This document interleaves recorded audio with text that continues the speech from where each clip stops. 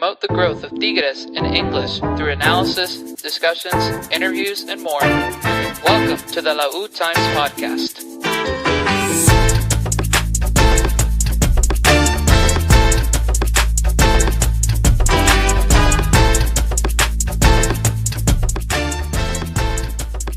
Welcome everybody to another episode of the La U Times podcast. So much energy for not a great result after last night, but here we are, ready to record another episode for you guys and talk about the elimination of Tigres in the quarterfinals. And we got a full crew tonight. We'll check in with Mr. Lou, all the way in Austin, Texas. How we doing, my friend? What's up, Arnoldo? It's been a week, man. It's been a week. Yeah, bro. That's all I'll say. QB1 sliding back in after got placed on the bench, bro. So we're back. So next on, I got Double O Nation. Edgar, how we doing tonight, bro? You know, I wish we were here talking about better things, but we're not. Yeah, I'm with you. I'm with you for sure. Alfred, how are we? I'm doing good, man. But oh man, another end of season. What are we gonna do for the next 4 weeks, 5 till the next season starts? Yeah, the good thing it's a short season. I that's the one thing I love about ending on December. It's a short turnaround, but not the best turnaround for us this time around. Dennis checking in last. What's up, my friend? How are you? Wait, so this is not the place where we talk about the MLS Cup final? Did I end up in the wrong spot again? Yeah. Dang it. No Ricky Pooch, by the way. Dude, the fact that he played 30 minutes on a torn ACL is honestly really impressive. That's up there with Mari Carmen Reyes level right there. For real. Yeah. Honestly, guys, feeling like a Grinch. We're in the Christmas season now. It's December, and I'm feeling like a big fat old Grinch today. So yeah, you didn't even have a unofficial sponsor for us. Well, I'm just drinking the same drink I drank last week, which is the key lime LaCroix. So. Bro, All right, we'll go with Heart Brand Beef then. That's what we're going with. Please, no one mention the color, okay? Beautiful colors you got there, my friend. Guys, well, it's tough. It's tough to swallow. I was in Monterrey the last week, and I had to swallow that loss at the BBA Stadium, being there with the Femenil. And then on Thursday against San Luis. Funny enough, all the 3 times that I've been to Monterrey, we either played San Luis at home when I went, or this time around on the road. But I got to watch the game there. I'm probably gonna stop going. I think I might have an influence. Okay, I was gonna say, for some reason, you're the one bringing bad luck when you go down there. I was 6-0 every single game I went to this year down there, 4-0, whatever it was. So. Look at QB2 talking trash over here. I'm just spitting out the facts. Like, I'm telling you, Alfred brought up the plan a few weeks ago. Somebody needs to get me and Abono. That way we can go on this like Invincibles run and take over the league again. Bro, good luck with trying to get Abono. I asked again this time around when I was there. The list has gone up to about 16 years, close to 17 to on the waiting list. Well, maybe some people will leave the list now if Paunovic ends up still having this job when we start the season. Yeah. Hey, you got to find some positives in the negatives. So maybe that should be your pitch tonight, Dennis. Keep Heck Pauno no! so we can get on the Abonos list. Get that guy back to Serbia immediately. Bro, he's not even, now I'm going to talk shit. He's not even like true Serbian. He's from Macedonia. Is that why nobody knew him in Serbia? Yeah, I went back to his home country and nobody knew Sergio Paunovic besides like 2 people. Anyways, guys, let's get talking about the game and the quarters. Edgar, I have not had the chance to look at your outline, so I'm not sure if you actually put an outline together or it was just like a big one and it said rant. Hold on, we have comments already. Okay, really? I don't know who Dan E is, but shout out to you for joining. By the way, if you're listening or watching right now, please come have therapy with us. But here's what he says. They need to get rid of Antuna. It was a bad move to bring him to the squad. I think we can all agree with that. Bring that extra cash and buy the abonos with paper signed. People are always selling them. Oh, I didn't know that. Okay. Sorry, Edgar. Go ahead. Dan. I don't think we've come across Dan in our audience before. So, how you doing, my friend? Don't know where you're from, but shout out to you for checking in with us tonight. Yeah, welcome to the show. Thank you for hanging out with us today. And there is somewhat of an outline. It's not a lot, but to kick it off, Paunovic failed us all. The skies are gray for every Tigres fan today as we all struggle to comprehend the embarrassing performance delivered in the quarterfinals of the Apertura playoffs. A team that has been difficult to convince for 17 weeks was finally exposed where it matters most by a mid-table team. Tigres failed to score a single goal in 180 minutes, and the captain of the ship, Veljko Paunovic, tried to fix what wasn't broken and ultimately sank the ship like a rock.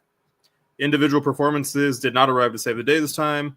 While Sunday night's match had several shots on target and various offensive punches, the damage from the first match proved to be irreversible. Tigres will have to wait until next year to try and lift La Novena. Paunovic has failed us all. Bro, somebody sponsor Double L Nation to get him to write for Tigres in English. Jesus, man has just some great content. Let's start with something that, to me, is a very strong point there. Try to fix what wasn't broken. It took us, 16 games in league play to figure out a starting lineup? Not us. It took him. Right. We had to figure it out. We had to figure it out from the beginning. Took him 16 games in league play to figure out a starting lineup that worked, that looked good on not only on paper, but on the field with some production offensively. You had the defense established from the get-go. Obviously, there were some hiccups along the way, but ultimately, towards the end, you were coming in, and the expectation was that you're going to turn it up going into Liguilla. You figured out that playing a winger alongside Brunetta and Córdoba and Gignac was the way to go to beat teams offensively. We scored goals. We looked good. Brunetta picked up level from his funk. And then comes around the first leg of the quarterfinals in San Luis Potosí. And the man brings in Antuna, who wasn't playing very much during the last 5-6 games of the season, starts him. Goes I don't know. One for maybe like 8 crossing attempts that were possibly good. Has probably the cross that could set up, the Tynes goal in that first half. Wasn't the best cross in terms of placing the ball for Brunetta and Nico, but with also, in my opinion, some of the fault can also be faulted there. But just lineup changes that don't make sense when you already had it fixed. So we'll start there on the lineup thoughts as far as going into the game and going prior to the games and what he had chosen before. We'll start off with you, Alfred. Well, first of all, I think we talked about it last week. We were kind of guessing what was going on through his mind and why he was making these decisions, and it sort of came out. I think if not the day after of the game or whatever, but there was somebody interviewed or something, and they said that Antuna was the one that had been running the most, and that's why he chose him. In training, he was the one that was running the most. So we do have a PE coach. That's literally what we have. I mean, he looks at who's running the most out there in the basketball court, and that's who he chooses for his life. And there were some reports throughout the season that the reason why he was rotating players, it was based on the GPS tracker of minutes and like distance covered and whatnot. And that's why he was doing so many rotations, because he was trying to equalize everybody's minutes in order to end the season on a strong note with everybody being fully healthy. And I didn't believe it at first, because that point of view in my head does just not process.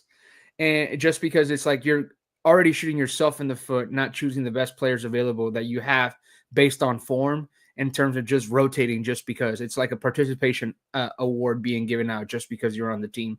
So, yeah. I mean, terrible. So imagine that. Imagine if, at some moment Samir would have decided, hey, I'm going to train the hardest this week. He would have been a starter at any given moment because he bases his decisions on the training ground. It's just ridiculous. Like you guys are saying, and like Edgar worded it perfectly. He tried to fix what wasn't broken. La Cordoneta, that was working the last few games of the season, that was producing not just goals but assists on their end. We failed to see it on the first leg, and ultimately that's what led us to last night's debacle, because San Luis, all they had to do yesterday was just hold us off. They already did the job back at home, and it was all thanks to Pauno making that decision, because there's people out there that are saying, oh, it's the players are the ones that missed it. No, he's the one that made the decision of who was going to start over there. He started Nico. No offense, Lou, but we all knew that Nico wasn't. I mean, obviously he didn't have the confidence. I mean, he hasn't been a starter, or he hasn't been given enough minutes throughout not just this season but throughout his tenure at Tigres. He's not in the best of his form. The last few games as well, it had been Gignac who had been the starter. So it wasn't just Antuna, but it was also Nico that was given the nod. Was it because Gignac was tired, or because maybe he's older and he was training a little bit slower during those 3 weeks that we were off? And then he went with, he also sat down Carioca, right?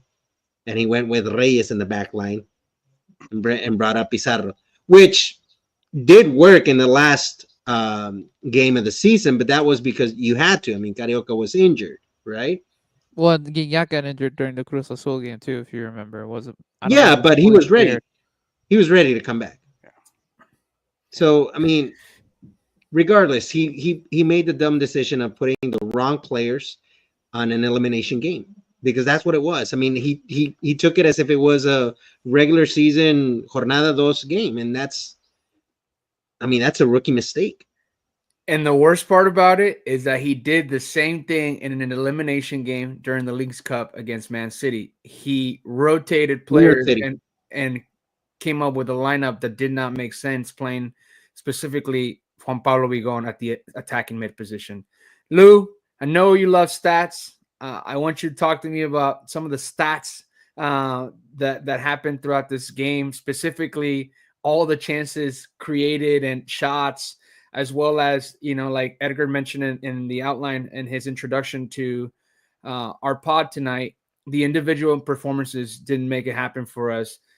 How, would the player selection obviously being different would have made an impact? And then also, Alfred mentions that it wasn't the players' fault. How much could have the team done better, especially with all the chances created, to change the result or the outcome of this series? Well, first of all, shout out to San Luis. We said it last week, is a potential trap game. We needed to be careful. We needed to handle the series correctly. Everybody got the memo except Pauno. Like you said, Arnoldo, this isn't the first time we see him mess with the lineup in an elimination game. He did it against a terrible New York City FC team, and we paid the price. Yet he didn't learn the lesson, right? So I don't know if he takes these teams too lightly. I don't know what the deal is, but we all knew this is a well-coached team. It's a disciplined team. It's a team that potentially could bite us in the butt if we're not careful. And they got it done. So shout out to them. To those saying that we were unlucky, yeah, the stats show that we were unlucky to a certain extent, right? But ultimately, it goes back to Pauno not giving us the best shot at winning. And I'm a big Nico lover. You guys know it. I've been saying it for a long time. I like the guy. I think he's a good forward in a bad system under a bad manager. But I'm with Alfred. Our starters should have been for game one, should have been Gignac instead of Nico. It should have been Ossie Herrera instead of Lainez, and we should have had Cordova instead of Antuna. There's no doubt about it. And the stats show it. Game one, the XG was at 1.16. Pauno came out of that game and said basically, hey, statistically we were great. And he's to a point not lying, because we had 21 shots in that game. Oh, Jesus. But 21 shots with a 1.16 XG and only 7 on goal tells you weren't taking very good shots. So it's wrong of him to just say, hey, the stats show that we were we were great in this game and we were just unlucky. No, you weren't taking good shots. You weren't producing in the final third the way you need to be doing it. And that means that 67% of the shots you generated weren't great. And so obviously that's going to play into San Luis's hand. And then, there was individual mistakes, no doubt about it. We could call out a few players, but you got to put out your best 11. And how do we know it wasn't the best 11? Because look at game 2. XG was at 3. So you had way more production, and it's a game that ended 0-0, which had you started those and you get a 0-0 at San Luis, you're not hating that score. You're not loving it, but you're not hating a 0-0 away, right? Because a tie basically gets you through. So he set us up for failure right off the bat by not choosing the best 11. And so, yeah, you could blame Nico, you can blame Antuna, you can blame a few players here and there. You could even blame Joaquin for that own Mistake. goal. But really, that's not what it comes down to. What it comes down to is, why do we have a manager who can't read the game, can't manage during the game, can't put out a best 11 when he knows what the best lineup should be? The way you ended the season should have been how you played the beginning of the Liguilla, and you didn't. And just looking at Pauno overall, I don't know if we're going to get into Pauno later or not, but he's had 7 important games during his time at Tigres. He's won 1, tied 1, and lost the rest. Meaning which games, Lou? So he lost the very first one against America, right? That was for a cup. Not a big deal, but it was a hardware. New York City FC, you lost, right? They beat Pachuca in League's Cup, which allowed them to keep going. So I'll give them that one. I'll give them that win there. And then you tied to San Luis at home, and then you got blown out away. And then you lost twice to Rayados this season. You can't lose to Rayados. And what's sad about the Rayados thing is that you had a friendly that should have made you prepare and be better equipped to win that game, the important one, which was the league game, and you get blown out. You give up 4 goals. So it seems like the only manager that learned from that friendly here in San Antonio was their coach and not ours. So, I mean, it's just, I'm kind of just fed up with the whole thing. You mentioned something, and I want to emphasize preparation. Edgar, 3 weeks of preparation for the manager Paunovic to take on this series against San Luis, and you knew who your opponent was. It wasn't like you were coming in from a play-in.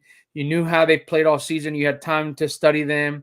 You had time to analyze their strengths, their weaknesses, and obviously you have the advantage on the table to advance, like Lou says, by going into a 0-0 there, and then even like time having the advantage of having to tie at home.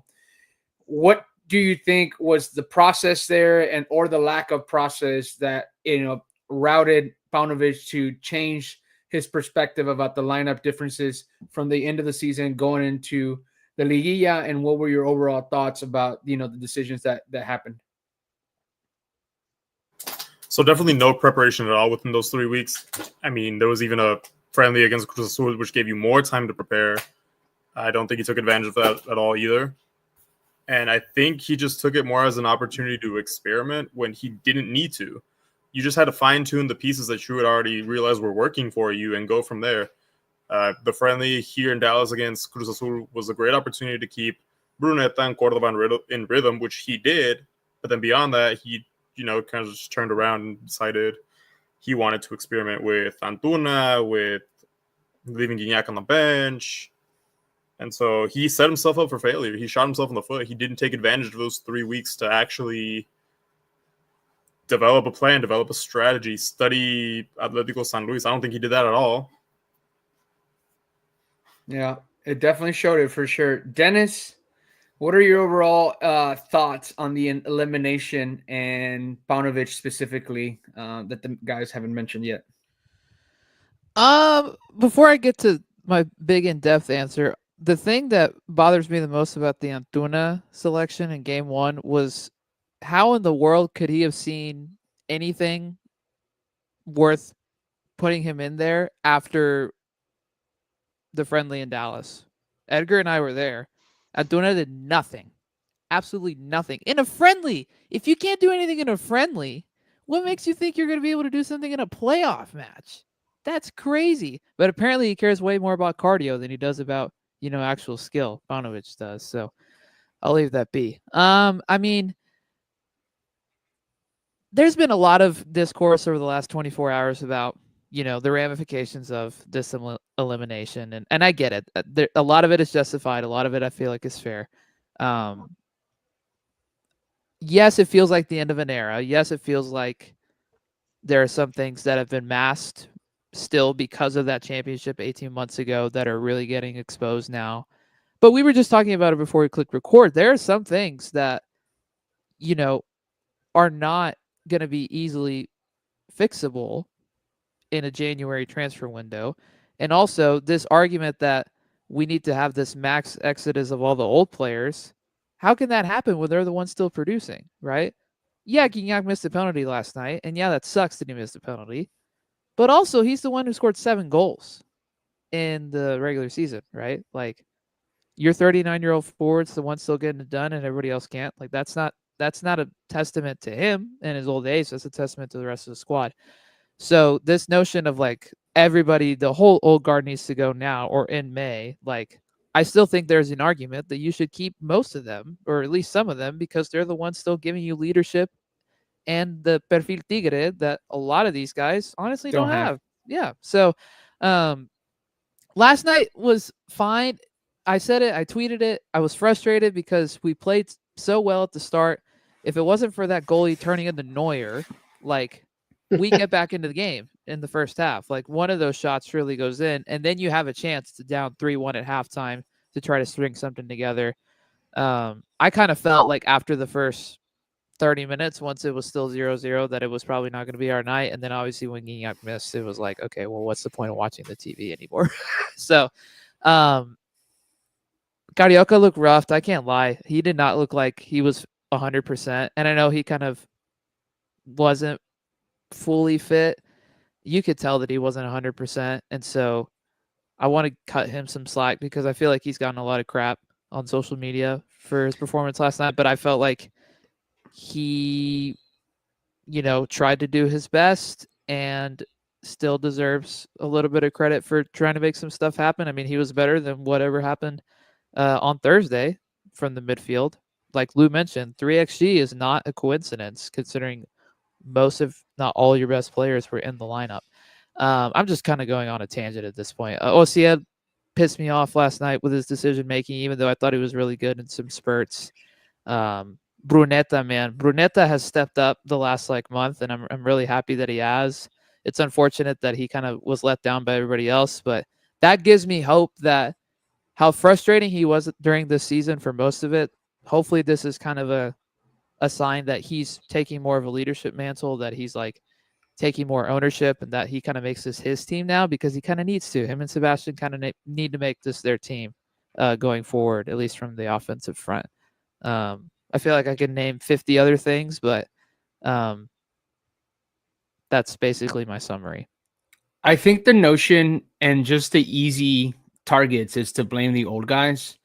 And we don't look at the deeper, or not that we do or don't.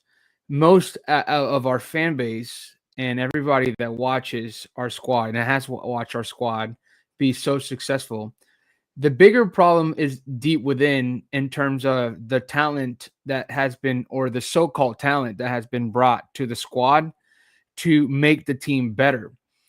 We talk about, I see it so often in messages, conversations, tweets. We talk about, it never fails. We talk about Edu Vargas and Ener Valencia. Like, that's always the highlight of what happened to those signings. And so we just got used to so much greatness, and the run that Tigres went on, not only on the pitch itself with the success of winning games, championships, but also off the pitch in terms of the structure, the stability, the power, the flair that the signings were happening.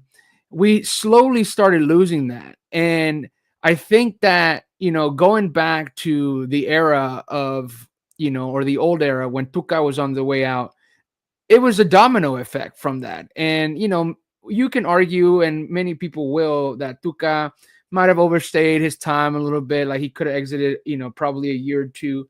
But since then, I don't think it's been a number of bad decisions on our leadership or our board in terms of, with different coaches. You bring in a guy like Piojo Herrera, completely opposite style with what you have on the squad in terms of what you want to play and what you have in terms of players.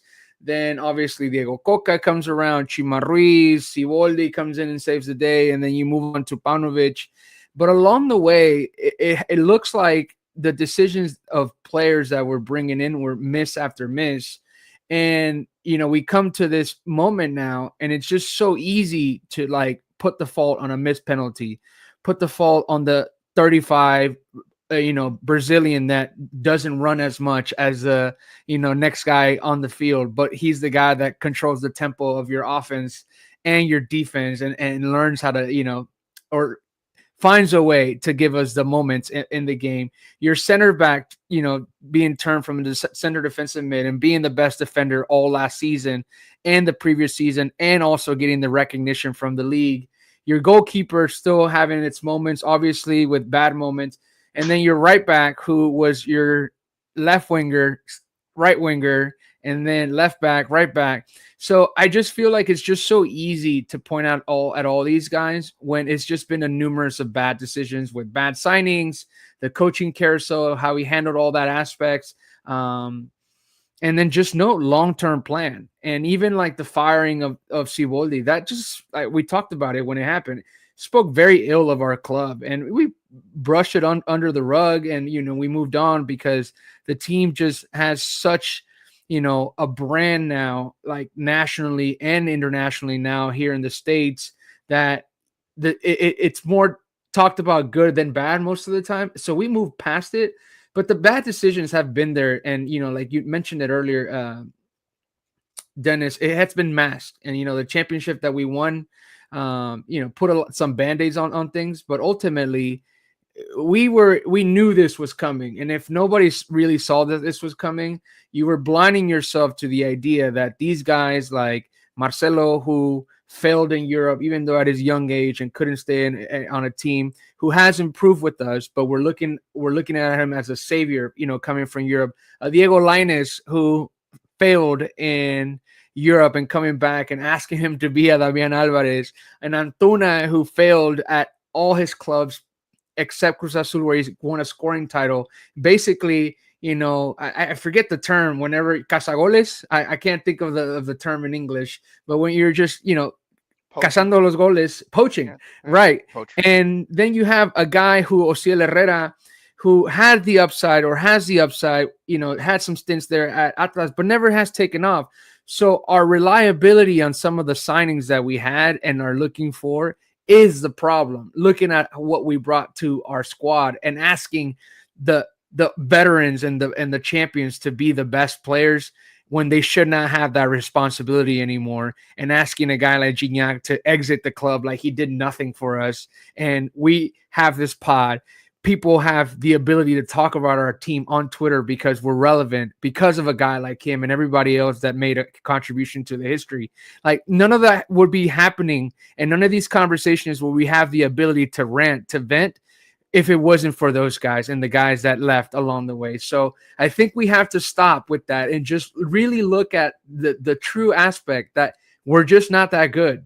And we're good enough because we're in a terrible league and this format favors us, and the leadership of our guys and the championship pedigrees that we have with some of those guys, it favors us to get us through the season when we know that we felt like we were going to turn it up and we didn't, because the lack of talent is clear at all parts of the field. I'll say this, Arnoldo, about the vets. I honestly feel like if we had not let go of Siboldi, we would have kept him on another season, which we should have, and we would have fortified the back line like we did. So with Joaquin in there, I think he would have gotten us to the final. possibly even won one, man. Even with these vets, uh, like I'm with you 100%. A lot of these youngsters that we've brought in, they're not gonna cut it out. They're not cut out for this team, you know. And I agree. The level of play, especially this season, I think is at an all-time low. The and that's why I'm so confident that had we kept Siboldi, we would have made the final. There really isn't any great teams except Cruz Azul is a better one, but San Luis is not a fantastic team, and they're in the semis. America was not great pretty much the whole tournament, and they just kind of turned it on last minute. But you could argue they're not a fantastic team. Toluca, I think we all kind of knew, very powerful offensively, but at some point they were going to fall apart because their defense is not stout, right? So then you're just left with Cruz Azul. And so I think this was our opportunity to get to the final under a different coach. To me, I never had any confidence in Pauno. He put a stretch of maybe a couple games like where we actually looked all right, but because he was so inconsistent in managing the players, I knew we weren't going to get anywhere with him. But honestly, even with these vets, they still had this season, and I think had they had a proper manager like Siboldi, they would have made the final, man. I mean, I look at these guys and I don't see like a bunch of old washed up farts out there. Like I see guys that still know how to play the game. They're like tactically very sound, obviously. Technically skilled still, a little bit slower than they were, a few years ago, but still able to compete. And had they been given the chance to compete, I think they would have made a run this year. But you don't put out your best 11, they can't do it like that. And that's why I think in a lot of ways, you hear guys like Peyo saying, hey, they never bought in. They never bought into his system. They never bought into his words, his speeches, none of it. He was mentioning in today's live that Pizarro had been the coach's right-hand man all the way since the time of Tuca, that he had always been the guy that's right there, kind of like the leader, the general on the pitch, right? And he said that under Pauno, he just kind of said, you know what, let Pauno do his thing. And that's kind of shows you the kind of manager we had all season. Dude, and from a psychological aspect, how can you as a player feel confident, and how can you go out there and do your best when every single game there's a possibility that you're going to get rotated without, I'm not saying a clear explanation wasn't given because we're not inside that locker room, we're not, up close, but I just have a feeling and a sensation that these guys never felt confident and like fully establish himself on the pitch. I'm just thinking like some guy like Marcelo coming, from last season having 7 goals and like 3 assists, and then coming into the season barely touching the field. Ociel Herrera being one of the most offensive productive players last season to on and off the field. Diego Lainez with, I think he ended up the end of the season with 4 or 5 assists this year, but like still not being that factor that he's expected to be. And then you have a guy like Cordova who I think, and we mentioned it in a specific pod, like what is it that he lacks in order to take the bigger step? Because skill-wise, as a Mexican player, I don't think there's anybody like him, skill-wise and technically on the ball. But there's something that he lacks, and Lou, you talked about that it's mental, which that seems to be the case with all of our Mexican players. Maybe a physical aspect here and there in terms of like even having more dribbling or speed ability, but he didn't have the confidence because he didn't get the consistent minutes. He was going on and off from the bench, and to the starting position. And then as well as with drop of form, because it's natural. You have all these guys that don't feel comfortable under the coach because they don't know what to expect. They don't know, like we went like literally started on a high note with a system within the first 5 games, and then we completely dropped off. Like we ended up not knowing what we were playing. And I would like to think that all of us here, all 5 of us, have a really good at least perspective of how to play on the field, even though we don't play it. to identify a system or a type of play that the team was developing. And we had it in the first 5 games with that high press, that anticipation, that we were talking about Profe Ortega, like just what a great impact he was making on this squad. And then we lost all of that. We literally did not know what we were playing at. And I think from a psychological, again, emphasizing that, I think the players never bought in.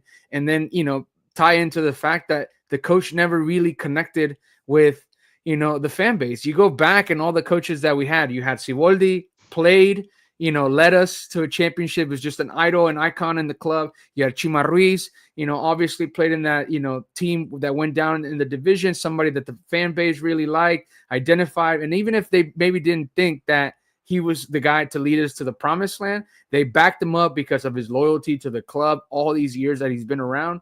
Before that, you had obviously Diego Coca was an experiment. We looked really good in the first 5 games that was here until he decided to leave. And he probably could have done something special because he was implementing a system, and the players talked about it, of the resume that he was establishing. And like, man, these were some hard practices. Like, I'm getting challenged. So you had that like fresh mindset of these athletes, these superstars that are getting challenged to be better. And then prior to that, you had Pio Herrera, who showed up with un chingo de goles, and the fan base offensiva all the way bought in. But then you have a guy that just we have now, and there's nothing that we can identify from all perspectives that it's like, hey man, let's get behind this guy, except the first 5 games when we first started during the season. So all in all, just bad decisions all around, bad coaching, bad decision-making, bad leadership.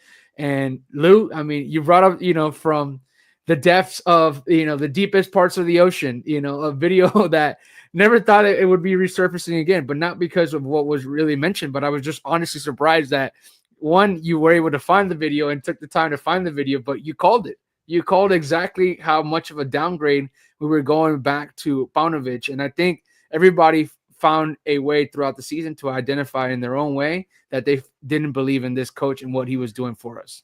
Lustradamus strikes again. Antonio Nelly, when Culebro first came on, went on a live. I don't know if you guys remember that live where he talked about the culture in Nuevo León and how we're a little bit different than the rest of the country. We deal with things a little bit differently. Culturally, we're a little bit different. Even though we're all Mexicans, there's just a different culture up in Nuevo León. And a lot of us, or a lot of people, I don't want to say us, but a lot of people laughed at what he was saying, right? Oh, it's a professional realm. It has nothing to do with it. But in a lot of ways, he's ended up being right.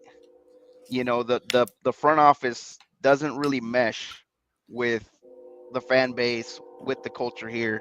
They don't get the fans. And you kind of see it the way Culebro runs things, the way Mauricio Doena runs things. Torrado. You kind of see that they don't click with the fans. And so it doesn't surprise me that they go out and get a coach who culturally is not a good fit. If you go back and watch that first interview Pello Maldonado did with him, Pello was kind of trying to get him pumped up, and the guy was kind of like super lame, like real serious, kind of standoffish. He didn't get any of the jokes that Pello was throwing at him, and I was like, man, this guy just doesn't get it. He doesn't fit in. He's from another part of the world. He has no idea how people in Nuevo León live. And he's got no blood going through his system. And so it doesn't surprise me that that's what we see. The product on the pitch is stale. So I think it was Peter who just posted in the chat that their end of year meeting lasted like 25 minutes. And so I'm like, dude, you failed and your meeting is 25 minutes. Like how is it possible? Like I've got a team meeting tomorrow that's going to last more than that, and we're only talking about the week. So you mean to tell me you wrapped up the entire season in 20 minutes, that all the feedback and everything you've got to say, that was it? It just shows me that there is no dialogue between our players and him. They don't want to hear each other. It's just, it was a pure formality. Nothing got thrown out there that's meaningful at all. And going back to what you said about the whole thing with Pizarro, being that guy next to the coach or the head coach, it's like how much did the players, like the leaders, identify that like that disconnect was there, and it was like they're on their way out, and no matter how much they love the club and everything that they've won at the club, like there's only so much they can do, and with the decision making that this guy was doing, did probably help with that. I was with Alfred for the Clásico Regio, and he mentioned this, similar to what you were going off of, like what Antonio Nelly was saying and the culture. Alfred made a point that night to me and saying like to him, it was just like another job. Like he didn't understand where he was standing in terms of the pressure, the demand of the fan base, the connection that the team has with the fan base and the city of Nuevo León, right? Like, it's a Monday and, through Friday and no games are going on and everybody has their jersey on in whatever part of the city that you're on, whoever they're representing.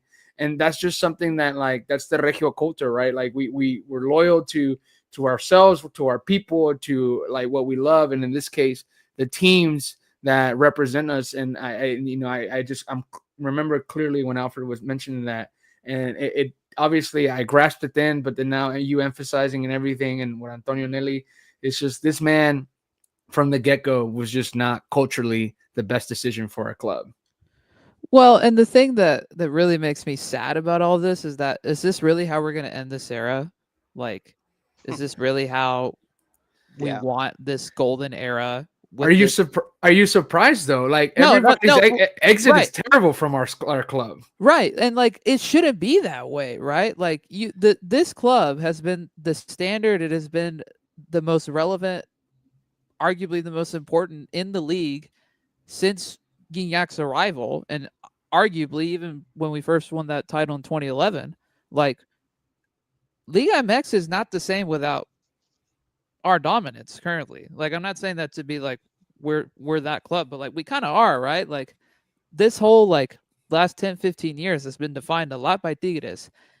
And this front office, not just the coaching, right? Like this front office and their history and their decision making and the personalities that are there. I mean, is Culebro even in Mexico half the time? It feels like half the time I see him in public, he's out at an Astros game or at a Cowboys game or at some random thing here in the States. Like, how can you expect to like connect with the fan base if you're not even in the country, right? And you just can't. You can't do that with this incredible crop of players that it's like a once in a lifetime sort of thing, right? Like, obviously, we want to have success for a long period of time, but do we honestly expect to have all the stars align where we have a Guignac, a Pizarro, an Aquino, a Carioca, like all those guys, Nahuel, all those guys together again? Do we expect the second coming of that? That's going to be really hard to replicate, right? And the front office does not understand that. The coaches do not understand that. You can argue that with Femenil as well. I mean, Mila has basically turned the girls team into just cardio runners. Like, that's all they do. And look what happened last week, right? Like, you lose an important final against your biggest rival, your hometown rival, at their stadium because you managed that game poorly, but that has been the result of incompetency on that front as well. It just can't end this way. And like, not trying to be like Mr. Denier here, but like you can't, the fans don't deserve it. The players don't deserve it. The veterans really don't deserve it. Like, this is a really sour way. If this continues, obviously, we have 6 months left. We'll see what happens, but you can't have this last dance be like this. Bro, there are some parts of the Last Dance with the Bulls, right? Like, if everybody's seen the documentary, where there are good things, but there's also some bad things about it with how things were handled. We don't want the bad things from the Last Dance. We want all the good things and more from that to happen over the next few months, but who knows? When's the last time that you remember, or not when's the last time, besides the Damian Alvarez exit alongside maybe possibly, I don't know, Juninho, when's the last time like our legends have had a proper exit from our club? I don't remember Ayala's. Did he have a good one or no? No, he left. He was going to, I think, sign for San Luis, and then it fell through, and he retired. Okay. because I like barely don't remember And that. that's another thing with this front office, bro, is because they have no connection with the culture of the club. Then they have no connection with these legends, and it goes to Dennis's point that they haven't felt bad about ruining the career of these legends. I It's mean, just think about cold. it, bro. Think about it. They were still competitive after Tuca left. So had you gone out and got yourself a proper coach, and you could have extended that, there was still a lot of juice, man. The window A was lot open. of juice. Like I still think this year they had juice, and so that means that we ruined that all those years, dude. And that to me, that's what really upsets me and irks me when I hear comments of like, "Oh man, we should have gotten rid of these guys a long time ago." It's like, dude, you should be thankful that they've put up with this nonsense for so long, Yeah, because now it's going on years. This isn't like a year or two where they put up with some nonsense from the directiva, from the front office. it's It's been going on 4. years, bro, and they know that those years they were competitive. They had a shot at winning, but there was no stability, and it was all up top. They know that, and yet they still put up with it with the smile. And yet here there's some fans being ungrateful and saying, "Oh, we should have gotten rid of them. We should have renewed the squad." Like, do these clowns really trust the front office, the same dudes that have been making the mess, to come in and Yeah, supply us with proper players? like, it's the human brain not thinking, and it's just so ungrateful, and that's why you don't hear me say anything about Gignac, Pizarro, Nahuel. You don't hear me touch Aquino. You don't hear me touch Carioca, because these guys have been putting up with the mess. They knew Piojo wasn't the guy. Then they went out and they bought into Coca, and Coca turned out to be a traitor. Then they got an interim coach in Chima, and then they got Siboldi and got happy again, and then they turn around and fire that guy for no reason, and then they go get this clown Pauno. It's like, dude, like as a player, how could you not be so mad? Yet they don't come out and make a scene. They could be going to the press and complaining, but they've been true professionals. They keep working hard. They still give us a shot every season at winning some hardware. And yet as a fan base, we're being ungrateful. I think that's just wrong. You yeah, know bro. how you They're know how not long they're it's not been? looking at the true problem, which is our front office, which has been a total mess. They've been disrespectful. They've been stomping on our culture.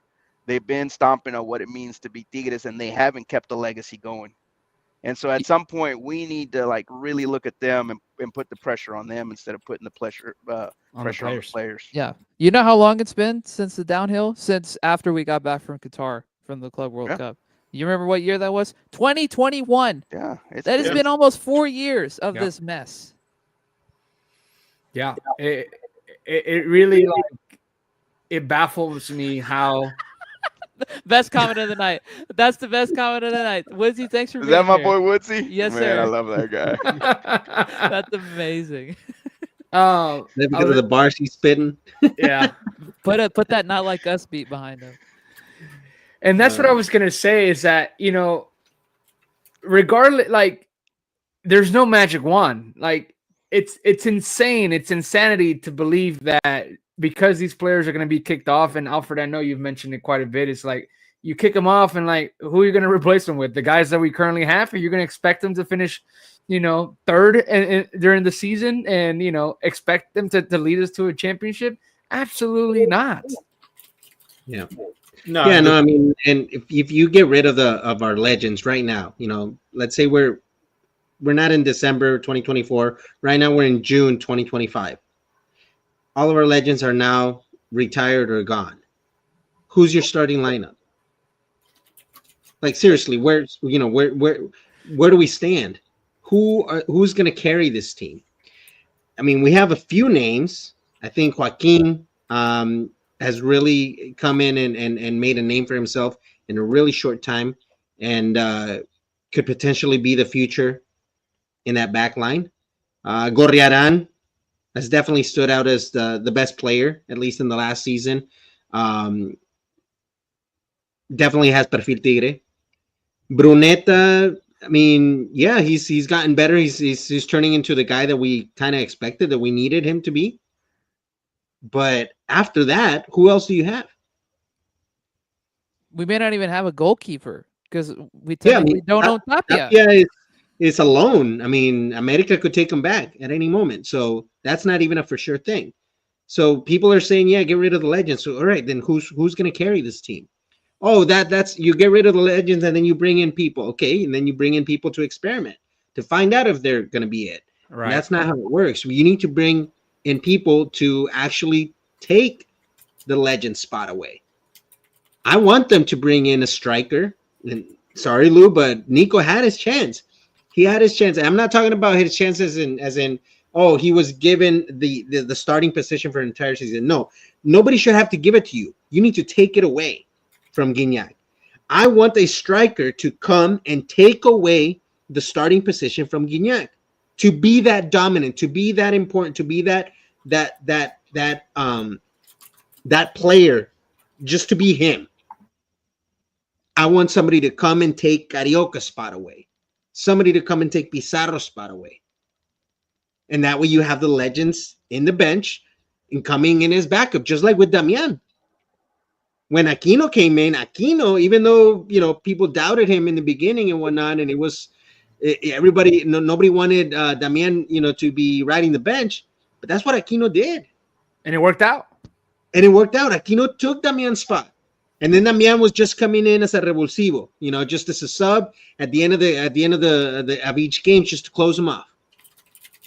And dude, it was wonderful because it was wonderful because you would flip Aquino to the right side. You would take out Jurgen Damm, who literally exhausted everybody on the right flank. And then Damian was coming in. Imagine if you had that, like if you had a striker that was just killing it in the Liga, and then minute 80 you take him out and you bring in Gignac, and defense is like, what the hell? Like, that's what we need. But you don't have that with Nico. You don't have that with, some of these other players that have come in. And it goes back to bad decisions, right? Like you held on to Luis Quiñones for so long that you couldn't find a replacement for him, a quality, winger that could come in and be that starter that he was, and he finished off until Quiñones he was mentioned on the pod. Drink. You brought in Antuna, who's not even close to being a Quiñones. I mean, when he was brought in, I said, he wasn't an upgrade. And yeah, I mean, I think it was even an overstatement, because it's a complete disappointment, a scrub.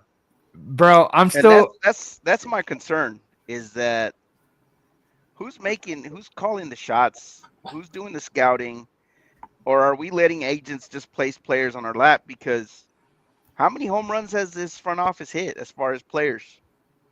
Joaquin? Very few. And how many misses have they had?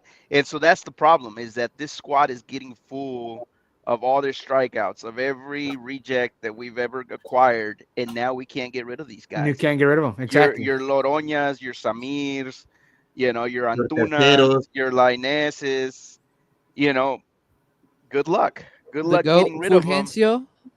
And so, coming back. And so the squad is they're bringing in players, but it's players that we can't use, that can't replace our vets.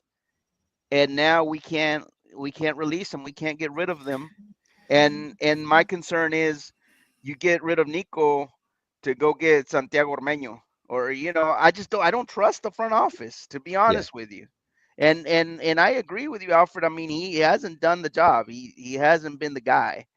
But my concern is, don't get rid of him so quick, because this front office has proven that they can't find talent to save their lives. And that's the thing that, that's the problem. It's like everybody wants to, again, get rid of the players and bring in new players, but like we got to offload players. Yeah. We need teams to take on these other players off of our squad in order to bring new players, right? Who's going to want to take Diego Lainez when he hasn't shown anything throughout his entire career? Like, from a marketing standpoint, like, he's a fantastic player. He's a good-looking dude for the ladies, for people that want to check him out. He's a young guy, but outside of that, the dude doesn't like bring anything to the pitch. Then you have a guy like Antuna who wanted to be a rapper, didn't work out, so he decided to continue to play soccer. You know what I mean? Like, there's how many years did we sign him for? About $6.5 million. No, years. How many years? Oh, 4 years. 3 with a fourth option. Okay. You're stuck with him. You're stuck with that guy, and We're stuck with nobody's him. gonna pick that up. That's what I'm saying. It's been bad decision after bad decision, but it's all on the front office because it's player signings and then the whole coaching fiascos that have happened where different coaches want different players and then you're stuck with them, right? Like Paunovic came along and he got Antuna and Joaquim. Luckily, Joaquim turned out to be great, but we got Osvaldo Rodriguez for a year, or I don't know. I might be 2 years with a third option because they did 2 with a third option or first with the second option. So you're stuck with the guy that you didn't use at all. And We got Rafa Guerrero. Rafa Guerrero at center back. No idea For like got why. 4 hurt. years. We still got Pisuto. You guys forgot about Pisuto. He's You still have lingering you around. have Sebastian Fierro wasn't used. You have so many players because of bad decisions through different asks of different coaches that like now you're expecting these guys, like you said, Lou, to make the decisions and move on from these players. That's why I like that Wood said imbalanced squad depth. Because if you think about it, like we don't have good depth really there's no anywhere. depth. But also, the depth that we have, the air quotes depth that we have, is really only in attack because we are super thin in midfield. Like the drop off between And Carioca, Gorriarán, and everybody else in midfield is staggering, and that goes for the same with defense outside of Pizarro and Joaquim, center back wise at least. Yeah, like Diego Reyes, he gave us a solid performance to the 8th championship, but Diego Reyes has no business being a replacement or stepping up to be the starting center back for Tigres. No, not anymore. He had his chance when he came back from Europe. Was the moment he's a good where sub. he was supposed to compete. Yeah, he's a good sub, bro, but like he's not seen as he's not earning sub wages. He's not earning, he's not a profile sub player, right? He's a starting profile player. He's not for that caliber with our squad. I like the guy because I think he's done okay during his tenure. I think he struggled when he first arrived with injuries. We were stacked back then when he first arrived. You had Carlos Salcedo, Juninho, Guayala on the squad. But then, along the way, he found a role. But he's not a sub-profile player. He's a guy that needs to be the starter in, somewhere else where there's not much to ask of him besides, hey, I've been to a couple World Cups. I played in Europe. I got a couple of championships here in Mexico. And I'm here to add my experience as well as off the field marketing that I can be because I was an America player and therefore I had a long career in Mexican soccer. And outside of that, like he shouldn't be asked to be the leading player on the squad. And not that he is with us, but that's the type of center back that we have coming in whenever you turn your center defensive midfield and captain into a center back spot. Yeah, we've reached a critical point. And I'd say critical point because in 6 months our legends are going to be gone. And it's critical in the sense that we have a front office that has shown us that they have no clue what they're doing. And in a lot of ways, it feels like this team has been taken for ransom. I have no idea who calls the shots. Who would be the one to fire Doener and Culebro and Torrado? It's got to be the Cemex guys. Who is behind the scenes? Is it Zambrano? Who is it? And that's my issue is that nobody is the face of the organization. Nobody, when the times are tough, when it's pivotal moments like the ones we're going through right now, which is a crisis, there's nobody to step up and say, hey, this is the direction the team is going in. There's been none of that. Femenil, as amazing as they've been historically, this year's was a terrible year, given the talent that they have. On the men's side, a rough year as well. And so when you lose these legends, that is it. That is it, guys. I got news for you guys. It's 2008 all over again. And I'm not being like some kind of drama queen or anything, but get ready to see some dark times. And all the fans that are saying, hey, get rid of all the old timers, rejuvenate the squad, watch out because you're going to see 2008 all over again because that is the kind of decisions we're making. What was going back to the 07 and 08? It was our club president and it was our sporting directors and it was our club presidents that were not doing their job correctly. And that's exactly where we're going because this team has been kept competitive, not by the front office or the managers we've had, but the leaders we've had on the pitch. Mhm. It's been the Pizarros, it's been the Noels, it's been the Gignacs, it's been those guys that have kept this team alive. When those guys are gone, there is no leadership, man. And everything There is no leadership. Mauricio Doenner has his replies turned off. He don't want to hear nothing. And I hear Zambrano isn't living in Spain and doesn't even watch the games. So Yeah. when I say the team's been taken hostage, the team's been taken hostage, man. It's like prepare for really dark times because the players that are going to come in, they're not going to be your Gignacs. They're not going to be your Noels. They're not going to be your Pizarros. They're not going to be Javier Aquino. Like, watch out. Like, it's going to get ugly, man. It's going to get ugly. You putting the beat? Dennis, no. Dennis, we're being serious right now, Dennis. Loose spitting bars out here. But No, but he's right. We're going back to the times when, what was important in the team or what was not important in the team, but just what made headlines was the signings. And that was just simply big names with a whole bunch of money. Kikín Fonseca, bunch of money, you bring in Kikín Fonseca. Omar Bravo, bunch of money, you bring in Omar Bravo. Jimmy Lozano, bunch of money, you bring in Jimmy Lozano. A bunch of Mexican scrubs. And it started with Antuna. Blas Perez. Yeah, and it's all the same cycle, right? You like you guys mentioned, it was the leadership, it was the signings, it was the coaching carousel. How many coaches did we go season after season buying the hot new toy of a coach? And then you had, things that now are still like are coming to light, and like, oh, the fan base is like they're the best of Mexico, like bragging about obviously amazing stuff because we do have an amazing fan base, but dude, like we are in the business of winning now. And these guys have landed on a gold mine with the brand of Tigres and what it means to the people.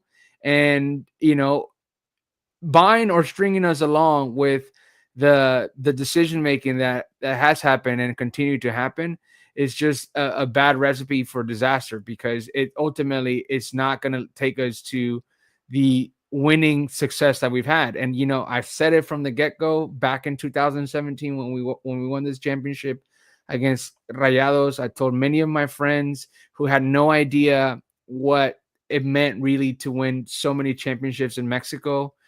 And I mentioned to them, and I've said it on here many times on the pod to you guys and all of our listeners, there was going to come a point where it was going to be really difficult to be a fan of this club because of all the success that we had.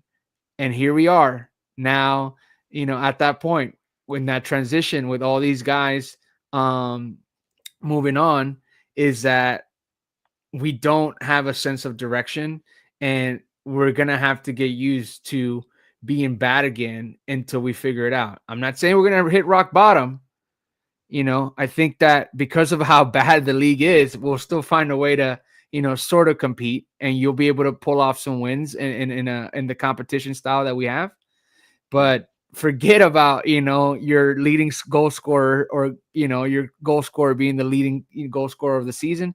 Forget about, your winger being the leader in assists. Forget about your goalkeeper being the best of, the whole tournament. And forget about being like, that team that was great offensively and defensively and earning the national media and earning, that fan base to believe in a style of play and the leaders that we had and have had. I know one man who can change it all. El Profe Cruz. No, man, come on. We're being serious, Dennis. Baby. 0-0 all the way to the championship. 2019 all over again. No, guys. Bring back Luka. Last dance.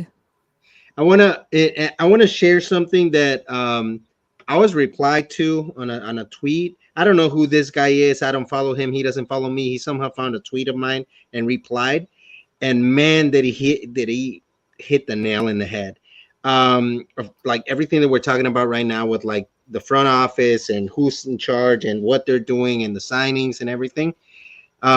So he's basically pointing out, that, the way things are being managed right now, or the way that they're gonna start managing it, is that they're gonna go out. They're gonna go out and get the players that have a representative with some flexible morale, if you can say it that way, because that way they can make money off of players. And if it doesn't work out, it justifies going out and buying more players. And season after season, failure after failure, they'll continue to just recycle players through the same agents, and to and do these big signings, and it's just a whole bunch of money that's being washed through and going into someone's pockets. So it's sad, but it's unfortunately it looks like we're leading that way. I mean, Gerardo Torrado has not come out at all, except when he was presenting Antuna and when he was dissing on Gignac. So like, what is he here for if not to just line his pockets? And I mean, it makes sense. It would be a guy who would be willing to go with the status quo, who would be willing to go. He's one of the compadres. He's one of the boys. Who I mean, failed it at makes the sense. selección level. Yeah, I mean, it's this little group of guys, and I think you guys have all heard the Jimmy Lozano rumor that if Pauno goes, they have Jimmy Lozano lined up. Honestly, it would not surprise me. Not from these guys. Like I said, I feel like they took us hostage. So I mean, to me, it would not surprise me if Jimmy Lozano comes in and coaches the squad. And I mean, it's sad, but it is what it is. Yeah, I mean, no doubt about that. Question for Edgar, since you've all forgot about him. What is our best current starting 11? What you got, Edgar? Best current starting 11. I mean, we got Nahuel, Angulo, Guido Pizarro, Joaquim, Aquino, Carioca, Gorri, BCG, and there's still that other winger spot that I'm not really 100% convinced by anybody.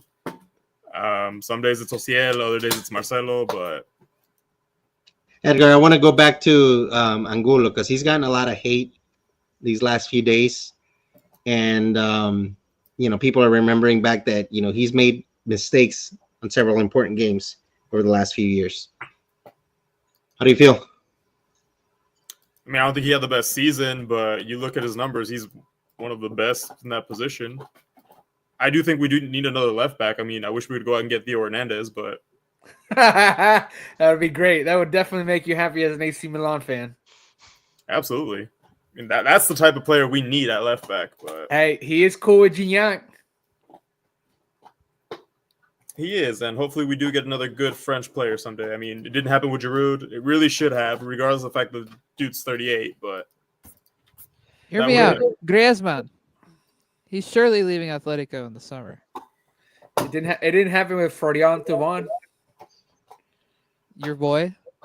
Yeah, the fraud. Seriously though, dude, the quicker we move to Gignac being our club president and Pizarro being our manager, and But guys, do you guys really believe that's going to happen? Like Arnoldo's saying, I mean, they've found the golden goose egg. I mean, they're not going to let it go that easy. They're not going to just hand it off to Gignac.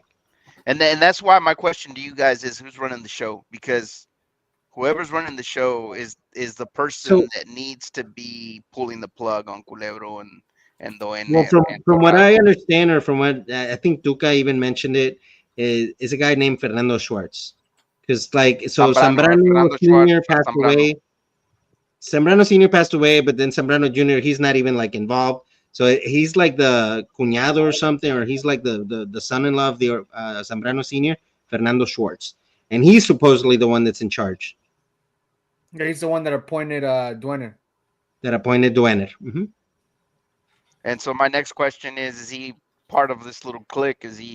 Are they all boys? Because if that's the case, it's hard to fire your boy, right? That's what I mean.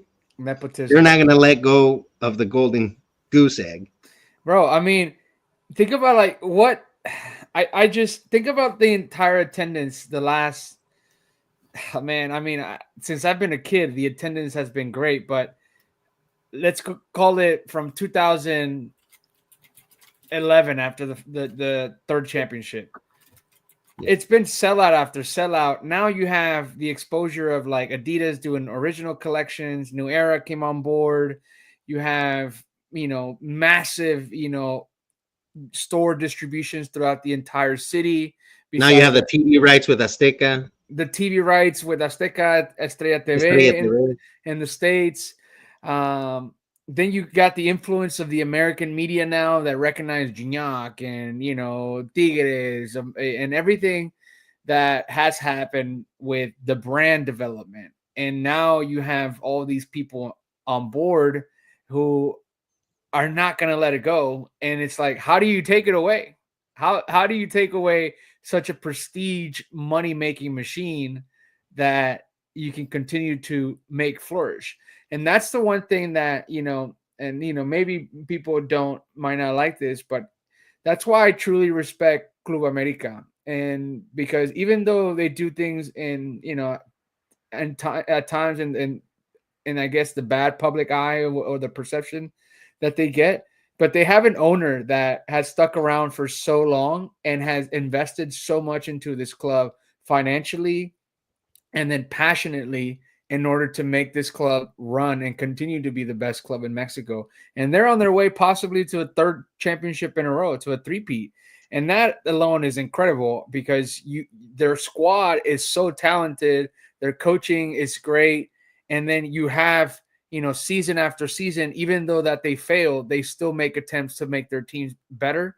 And even if they do fail, the fan base is a hard critic while also being a great supporter. And I thought that that's what we were on the way. Not that I wanted to be like them identically, but I thought in our own version, we were on the way to be that type of brand to where we challenge them and say, we're here to play as well in terms of the big teams in Mexico.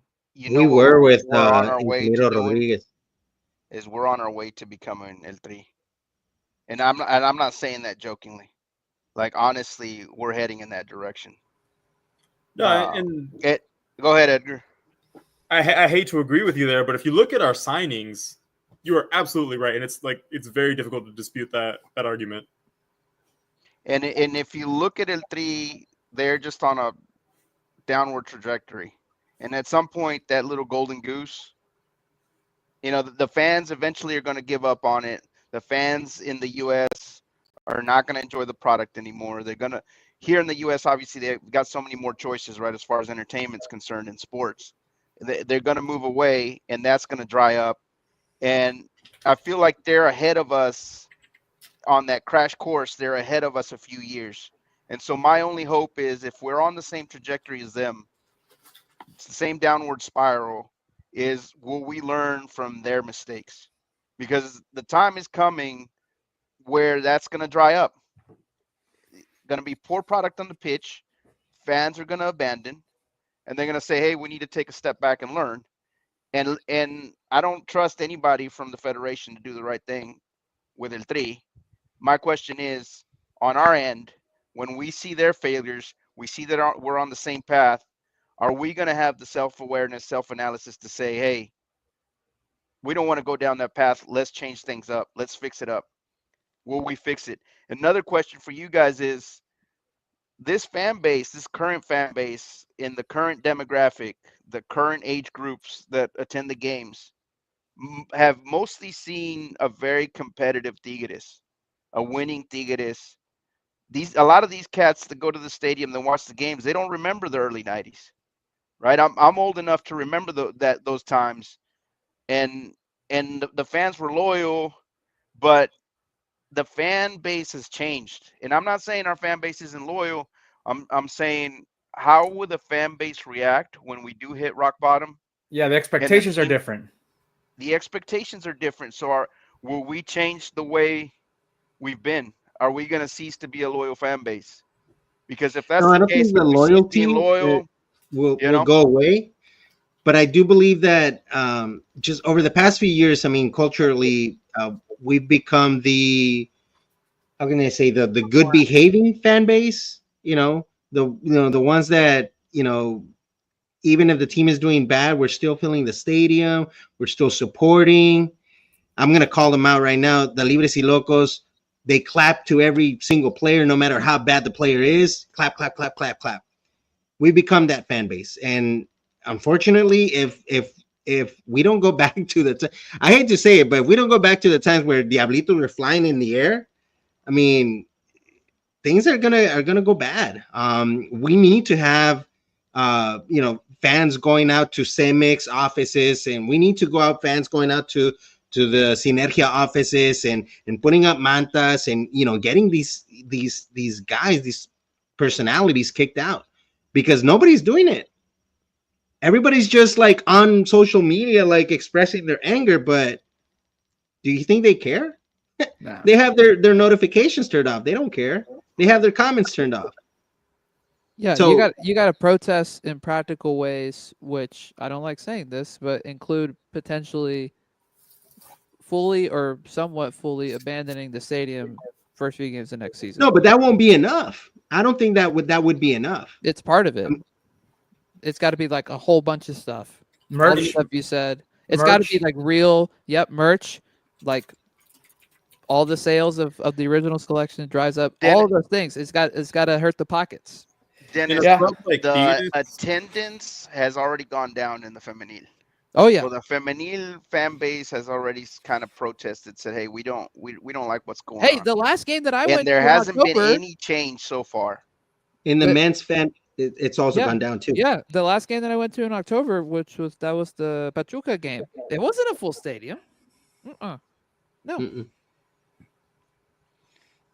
Yeah. To me, what happens in the next couple of weeks is going to be very telling about what happens to our future. Because if Pauno stays, if Mila stays, what is that telling you guys? Yeah. No ambition. That's what it tells me. fear to make they don't change.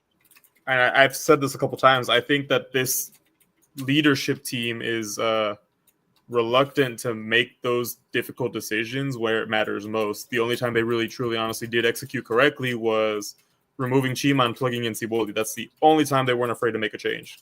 And I think it's because the fire was just so high that they didn't care at that point. But for both of the men's and women's teams, right now is the moment to say, hey, it's not working out and we need to go in a different direction. Whatever that looks like. Really, truly, and honestly, Juninho would do a better role in managing either club. Pick one. I mean, it doesn't matter. And there's plenty of other options as well. You don't have to stick to Jimmy Lozano or anybody else who's familiar with Liga MX. He's bringing someone new. Bring in someone who's going to make those changes. And if it fails, at least you failed trying to accomplish something other than whatever they were trying to do with Pauno. And what we're talking about, Tuca, he hinted at it last night in the show, where he said, yeah, it's not enough to fire Pauno. I mean, because whoever brought Pauno is also responsible. So he hinted at it, like everything that we're talking about. This doesn't just fall on Pauno. In fact, I actually believe that they wanted Pauno, or they brought Pauno because he's a guy that's going to be able to align to their beliefs. He's going to assimilate to the path that they want him on. Maybe that's why they got rid of Siboldi, because Siboldi was not on board with these guys. Don't doubt it. Yeah, I definitely think Siboldi had a different perspective coming from the institution and having, been a part of the 90s. Yeah, I mean, I'm pretty sure Siboldi, after a year there, kind of realized, hey, like, you guys aren't really, like, working in the benefit of the team. Yeah, I think the interests were definitely different with Siboldi. Yeah, it definitely wasn't a pushover either. And there's one... And there's one... with leaked information. And there's one thing about Siboldi, though, is that the man speaks his mind, and the man is going to hold his ground on what he believes in. Yes, sir. And that's what we like about him. That's the leadership. We talked about it so much, like when he was our coach. You can tell, you were able to feel the leadership presence on the bench, even if he wasn't doing all the tactical work, where Miguel Ángel Fuentes was doing most of the tactical work. And the team had brought in Siboldi. What was that? Sorry, both of y'all kind of. Go, Alfred. I was just saying the team bought in with Siboldi. Going back to what your conversation earlier was, that nobody has bought into Paunovic's system. I mean, if you guys recall, I think Pauno, even in an interview, I don't know if it was with Bay or something, but he mentioned, in his philosophy, I really like it, that the subs weren't, they weren't called subs, they were called solutions. And everybody like bought into that. Like when they were coming in, the Marcelos, the Lainez, the Nikos, they were coming in as solutions. Now in the San Luis game on Thursday, when he was bringing in, the Guignac and Cordoba, you could see it in their faces. Like they were like this guy's just bringing us in as if we're like firefighters. Just it's just. I mean, nobody. I don't see how Pauno can continue with this entire team. This entire team like is completely against Pauno. Miguel Angel Arispe, who gets 3 out of 10 right, mentioned today on his columna that Paunovic is staying. We need Peyo. I know you called out Peyo Alfred on it. We need him to report. Definitely. Hasta que el gurro lo confirme, whatever he says. But even if it does, I mean, that would be abysmally bad news. I don't know if you guys watched his press conference last night. Pauno's. He didn't look like a guy that was about to get fired. Didn't look like a guy who was getting ready to resign. He just looked like a guy that said, "Hey, season's over. We'll see you next season." Because it's part of the bigger plan, Lou. They're just going to retire these guys out, and they're going to continue with this man and allow him to fail and just believe and lead on people with the hype that they're going to be bringing in players. And the players could be great, maybe not as great. Like Dennis mentioned, we're never going to get a repeated action of what we got with these players. But we might have a couple that maybe stand out. But ultimately, they're trying to move the team in a different direction, and that might not be in the most beneficial thing for us as a fan base. That might be just in a beneficial aspect for them as a business. The only way I see it working is if you do it a billetazos. Just back up the 18-wheeler full of cash and go get foreign talent. Don't recycle your Piojo Alvarados. Don't bring me your Nene Beltrans. Even Cesar Huertas, don't go for the national top foreign talent. Go out and get you 4 elite foreigners. That's the only way it works. But from what I've seen from this front office, they're not willing to shell out the cash for that type of player. I don't see the Ener Valencias, the Edu Vargases, the Ismael Sosas, the Gignacs. I don't see any of that coming back. The other frustrating thing for me too, though, is you don't see any more Juninhos. He was a nobody, and he's club legend now. Lucas Lobos, wasn't a popular guy, club legend. You don't see those types of signings anymore either. You see, Nando Goriaran, who was Santos's best player, had a really good season. You see Bruneta, Santos's best player, had a really good season. Nico Ibanez, Pachuca's best player, had a really good season. You bring him on. And I think it was Antonio Sancho as well who said, we're willing to go for these signings because they're players who are adapted to the league, which is fair. But how many of those actually end up working out? Because not all of them do. Antuna didn't, for sure. Nico, not what we expected or not what we need. When we were bringing the Vargas, the Valencias, there was players in the league that were killing it, but we weren't going for them. We were going abroad. We were going and finding these guys somewhere else. Yeah. Or letting them go in this case with Luisao being Puebla's best player. It just stinks, man. Shot. Yep, drink. Sorry. You just you can't have robots running the team. That's what I feel like I'm summarizing just everything we're saying. I hate to be that guy, but I am going to make a correlation to Tigres and Liverpool, not just because I'm a fan of both of them. Mo Salah has not signed a contract with Liverpool yet, mainly because the ownership of Liverpool are robots. The guy that they brought in to be the new sporting director literally has no sense of human emotion and is a cold-hearted figure and doesn't want to give the best player in the Premier League right now, maybe the best player in the world on current form, a contract to stay at a club where he desperately loves being there.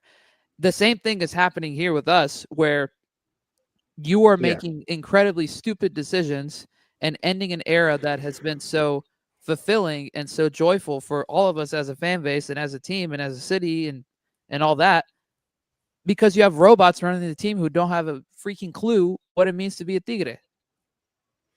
Yep. It's all part of the plan, like you're And saying, Arnoldo. for that same reason, I think that this is going to be the last 6 months, because I don't think Pizarro would renew.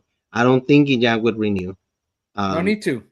I don't think they'll renew with who's at top. I mean, even that's what I'm saying. No need to, because they're not going to be comfortable in the work environment. It's like whenever you're looking for a new job, you're trying to move on, and the offers are going to be there. You know what I mean? Like, I can see Guido Pizarro going back to Argentina and finishing off his career, living in a comfortable life in a less pressing environment, but with the same passion that he has for maybe a Banfield team where he started off at. Or was it? Yeah, it was Banfield, right? That he came for a better Starfield. Not better Starfield. It was Banfield. I think I could be wrong. Don't quote me on that. But then you also have Gignac, who's going to have a couple MLS offers. That's a fact. He has friends all over the MLS. It's the States, comfortable life. Less. They like retiring players. Exactly. He could go back to France. He's going to end up being LAFC's club president one day. Man. Joining the French mob over there. For real. But ultimately, there's just no reason for them, as from the work environment perspective, to move forward, because they just don't see a sense of direction. And, going back to what Lou was saying is that, do we really, think that these guys are going to be in line? And Alfred, you outright said no. And I'm leaning more towards that every day that we go moving forward. Probably during this last 6 months, it's like, yeah, that would be ideal for Andre Pierre to be the ambassador, the sporting director over a club. But I don't know if he's that guy, that, in a work environment, when somebody comes on board that's really good and like has great ideas, but then you have the stale worker or the stale workers that don't want to, buy into because they're intimidated because of the changes or the decisions that person can be making. That's going to be Andre Pierre. He's going to make some change. I mean, it's the boss that's running the show. I mean, it's like Gerardo Torrado. You think he's going to be like, sure, I'll go unemployed. Guignac, here, take my spot. Mm-mm. Yeah. So anybody believing that is a fool. Yeah. I'm sorry. Can I just say it? He has a punchable face. I just have to say it. Like, anytime I see him, he just makes me angry. Bro, he had a punchable face when he was a player. I hate his whole career, bro. Gosh. Yo, he was probably born with that face. The doctor probably didn't spank him. He probably punched him in the face so he'd start breathing when he was born. Bro, Dan asked a good question, and it made me think. I was like, man, now I miss Antonio Sancho. Guys, no, for real. Like, we were all. They kicked out Siboldi. Right? Hey, bro. Hey, hold on, Alfred. Sorry to interrupt you, bro, but the thought came into my head.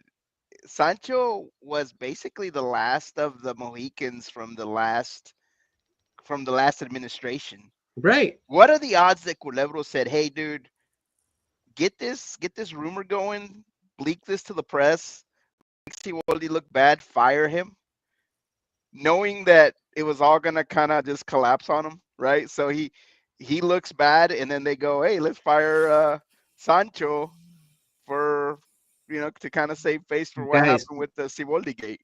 We're all connecting the dots, but yeah, I mean that was the conspiracy back then. We've turned into a conspiracy theory podcast, but it makes sense. It all fits. What are we, a Reddit forum? Oh man, dude, it might as well be true, because nobody's ever come to make a statement. Nothing's ever been said, bro, by this front office. We have no PR department.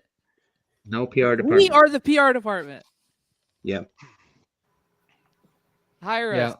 The social media has definitely lacked a ton recently on. Yeah, I jokingly said in our pod chat that I was upset that they didn't put the Gracias Afición, but now I actually am upset because it's been 24 hours. Bro, I feel like they should have there should have been. I hope there's a press conference tomorrow to acknowledge like the end of the season.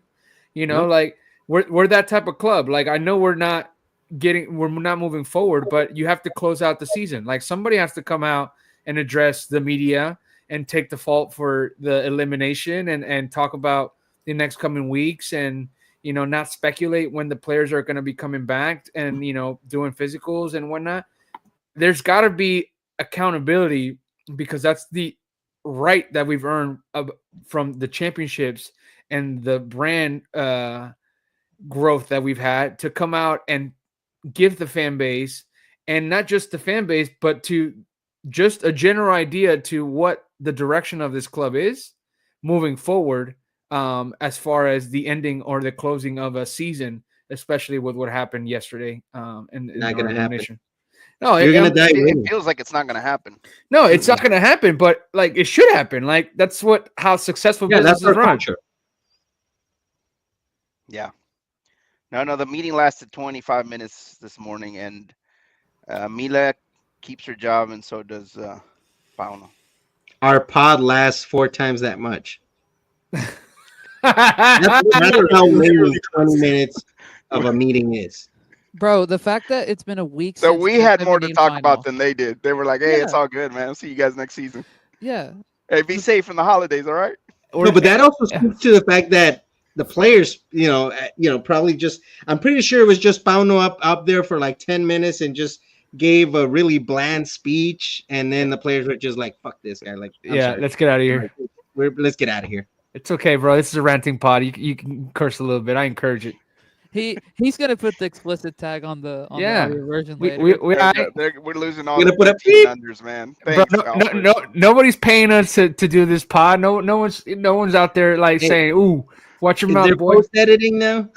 But if somebody wants to sponsor us and give us money, we would greatly appreciate it. Yeah, 100. Blue Yo, Bells, call Let us us do up. whatever we want. I feel like we can continue on forever, so I want to get to this last parts that Edgar took the time to mention as far as what we could talk about besides the rant. Shout out Dan for all the comments, by the way. He's been killing it. Yeah, So- Dan, welcome to the pod, my friend. We've needed those type of comments. We usually have our loyal commenters, Who but didn't show up tonight, surprisingly. David Molina, ¿dónde andas? David Molina, Edgar, Where's Edgar? Yeah, Dude, Threedger, where are you? Dan's making up the slack from the other guys that normally show up and provide feedback for us. Probably. They went on vacation with Pauno too. Bro, no paso el cheque, bro. Go ahead, Edgar. All right, so this one's kind of just a real quick question. You guys want to share your opinions? Who fumbled harder, Mila Martinez or Pauno? Mila. Oof. Yeah, Mila. It's got to go to Mila. If we're talking game, it's just you're just comparing game versus game. It's Mila. Mila had a final. Mila was up 3-0. Like you were literally minutes away from lifting the trophy. That's the bigger fumble in a game. But Pauno had the better team, had the whole season. He got the defensive player that Siboldi wanted and didn't get, and he couldn't do anything with it. Yeah, I'd have to go and agree with you guys. I think Mila as well. I was at the game, and obviously I wasn't on the pod last week, but it was intense at that stadium, and all I can think about was everything prior to the season, and that's why I knew, like, going into the half and when they were up 2-0, I was tasting a championship, and I was like, oh, I'm going to experience my first in-person championship for our club, and obviously on the women's side. But as the goals were scored early on and I was watching, I was like, there's no way they're going to defend this for the next 30-plus minutes or 35-plus minutes and, find a positive result. And all I can think about was the mental aspect that the players had to go through, but additionally, what the coaching staff put them through, because you went an entire season when you have been the team that has played the most games since the season was inaugurated, right? And you have maintained most of the roster throughout that time. And so all these players have played all those amount of games on top of the national team games, because we have the majority of national team player, on top of the new calendar edition of games with the Women's Cup and the Summers Cup.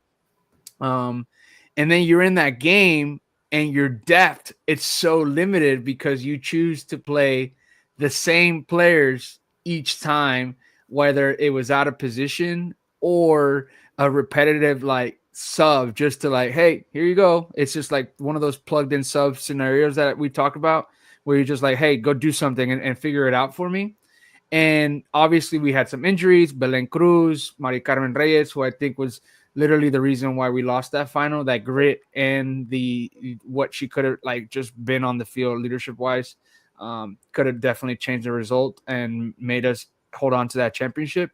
So I think to me it is that knowing that you had a favorable result, minutes away from winning, and then all the accumulation of the lack of belief in your squad while having probably a top 2 squad, maybe if not the first in terms of the league, and you did not do anything with it, and you were just so limited, and you just fumbled by continuing to make the same mistakes after each game. So shout out Mila for effing it up. Dennis, you agree? Yeah, I think so. I mean, there's good arguments for both, because obviously Pauno, from the get-go, we were just toast with the lineup that he pulled out, but it's really hard to argue against blowing a 3-0 lead. Yeah. What do you think, Edward? Yeah, for me, it's Mila Martinez. I mean, I want to give her some credit for reaching the final, but at the same time, like in femenil, that's the expectation. Anything underneath that, you failed, you threw away the entire season.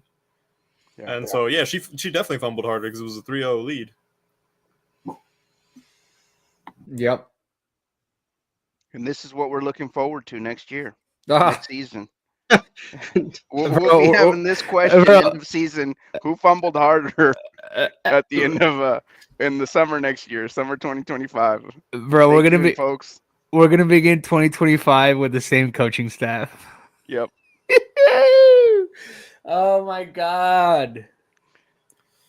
I'm gonna invest my time in something else. Not the Dallas Cowboys. Hey, back to back, bro. No, stop. Maybe the Rockets, since they're like actually good this year so far. Is so bad that the Cowboys ended up being one of the highlights, bro, of the week. I don't understand why we have to win games. Why can't we just tank? Like, we're just bad. Why can't we just tank? Go ahead, Edgar. Move us on. So, number 3, our Tigres wish list. If you could ask Santa for 3 players to kick off the Clausura 2025, who do you wish for? Oof. Who wants to kick that off? I'll start with Cucho, De Osa, which I hope, dear God, that Rayelos doesn't take. And man, it's tough. I really can't think of a defender, but we definitely need somebody else to help as a fullback. Okay, I like we have a Threedger appearance. Yo, welcome. No, we got to kick him out for that comment. No, we're being serious, Threedger. Threedger, somebody took your spot, man. We missed all your comments tonight. Yeah, we needed your commentary. Where are you at? Okay, I like that list. I like you guys know, I'm a big fan of Diosa. I think he would complement really well with Nando Guerreran to take over Carioca's spot. Knows the league, exceptionally good skill on the ball, long, lean, physical. Has some goal presence in the box. So I think that he would be great. And then Cucho Hernandez from Columbus. I mean, best player of the past 2 seasons, in my opinion. And, just tremendous and did some work in the MLS. So like those 2 to kick off those that wish list. Anybody else who wants to go next? I'll do mine. So Cucho Hernandez was also my pick. That's one of the most realistic signings we probably could get. Hopefully, the front office can listen to me, but they never do. Number 2 was Alvaro Fidalgo from Ooh. America. Would not be a bad pick. And number 3, a little curveball for you guys. Maria Sanchez is on my list for the feminine squad because they Yes. need a little bit of help too. Oh yeah, that's for sure. Okay, Lou, who you got? Lou, who you been scouting? Lou Popovich. I'm with Alfred. I like his picks, but I gotta use one of my picks on a manager, man. If we were to go, I need a manager. And I don't care really at this point who. No. Give us a name. Uh, well, Nacho Ambriz has always been on my list. I'd like to see Nacho Ambriz, so I'm not like going all crazy. But my dream has always been to have a Bielsa. Like, to me, Bielsa is like my dream coach, just because I'd want him to take over the youth squads too.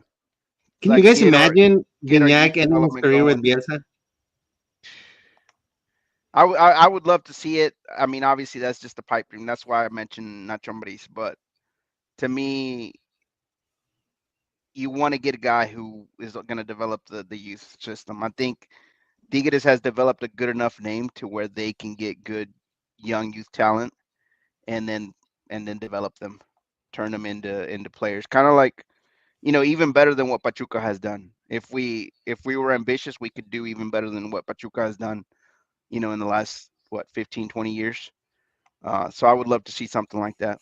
As far as fullback, I agree, we do need one. I think Inter Milan had what's his name, Federico Di Marco. So a guy like that would be great. I'd like to see an elite foreign player have a shot at it. But like I said, I don't have any. I mean, the wish list is cool and all, but my expectations of our scouting and everything is just hit rock bottom. I'd hate to go back to being a Debbie Downer, but it's gotten that bad. Okay, I have no aspirations. Dennis. Fidalgo for me. I mean, one of Fidalgo or De Osa, honestly. Like, I'm fine with either of them. I'm still the captain of the Denny Bouanga train. And here's the thing about that too. There are a lot of people from LA with how they just lost in the playoffs who are not happy with him. Okay, a lot of their fan base not turned on him per se, but I've seen some commentary on the internet that they may be more willing to let him go. So I think you throw out a ton of money for him, because not only is he a guy that, is a foreign player who has speed, he's got a connection with Gignac because of their language. He's also extremely versatile, right? Like, he would solve our left winger problem in a heartbeat, but also you could stick him out right, or you could stick him out centrally if you needed to in some games. Like, he's essentially what we want Osiel Herrera to be, just on crack and already there. Yeah. And with way more speed and way more experience, has championship winning experience, like won an MLS Cup, just won whatever the US Open Cup is with LA too, has plenty of final experience. Like, he's also at a good age. He's like 29 or 30, I'm pretty sure. Like, almost Gignac's age when he got here.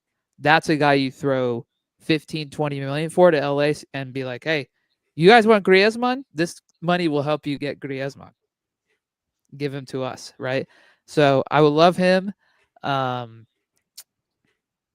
third option, I'm going to use it on a manager. Xavi. Come down to Mexico, bro. Come on down. All right, I want to use my third pick on a non-player too, but I'm gonna switch it up. I want San Luis's directiva, man. They went and got Jardine, and then they went and got this other coach that they have now. Torrent. They've gone in and gotten players from outside of our league, and that nobody knew of, and that are actually good, not bad. So, I mean, if that directiva with our money, I mean, I'm pretty sure like they would kill it. Yeah, do you talk about Vitinho? You talk about what's the French guy's name? Lamoy, Yeah, something like that. him, Nico Ibanez, Germán Berterame, the guy that plays at Atlas now, El Morenito, ¿cómo se llama? Like he's partying with Fulgencio.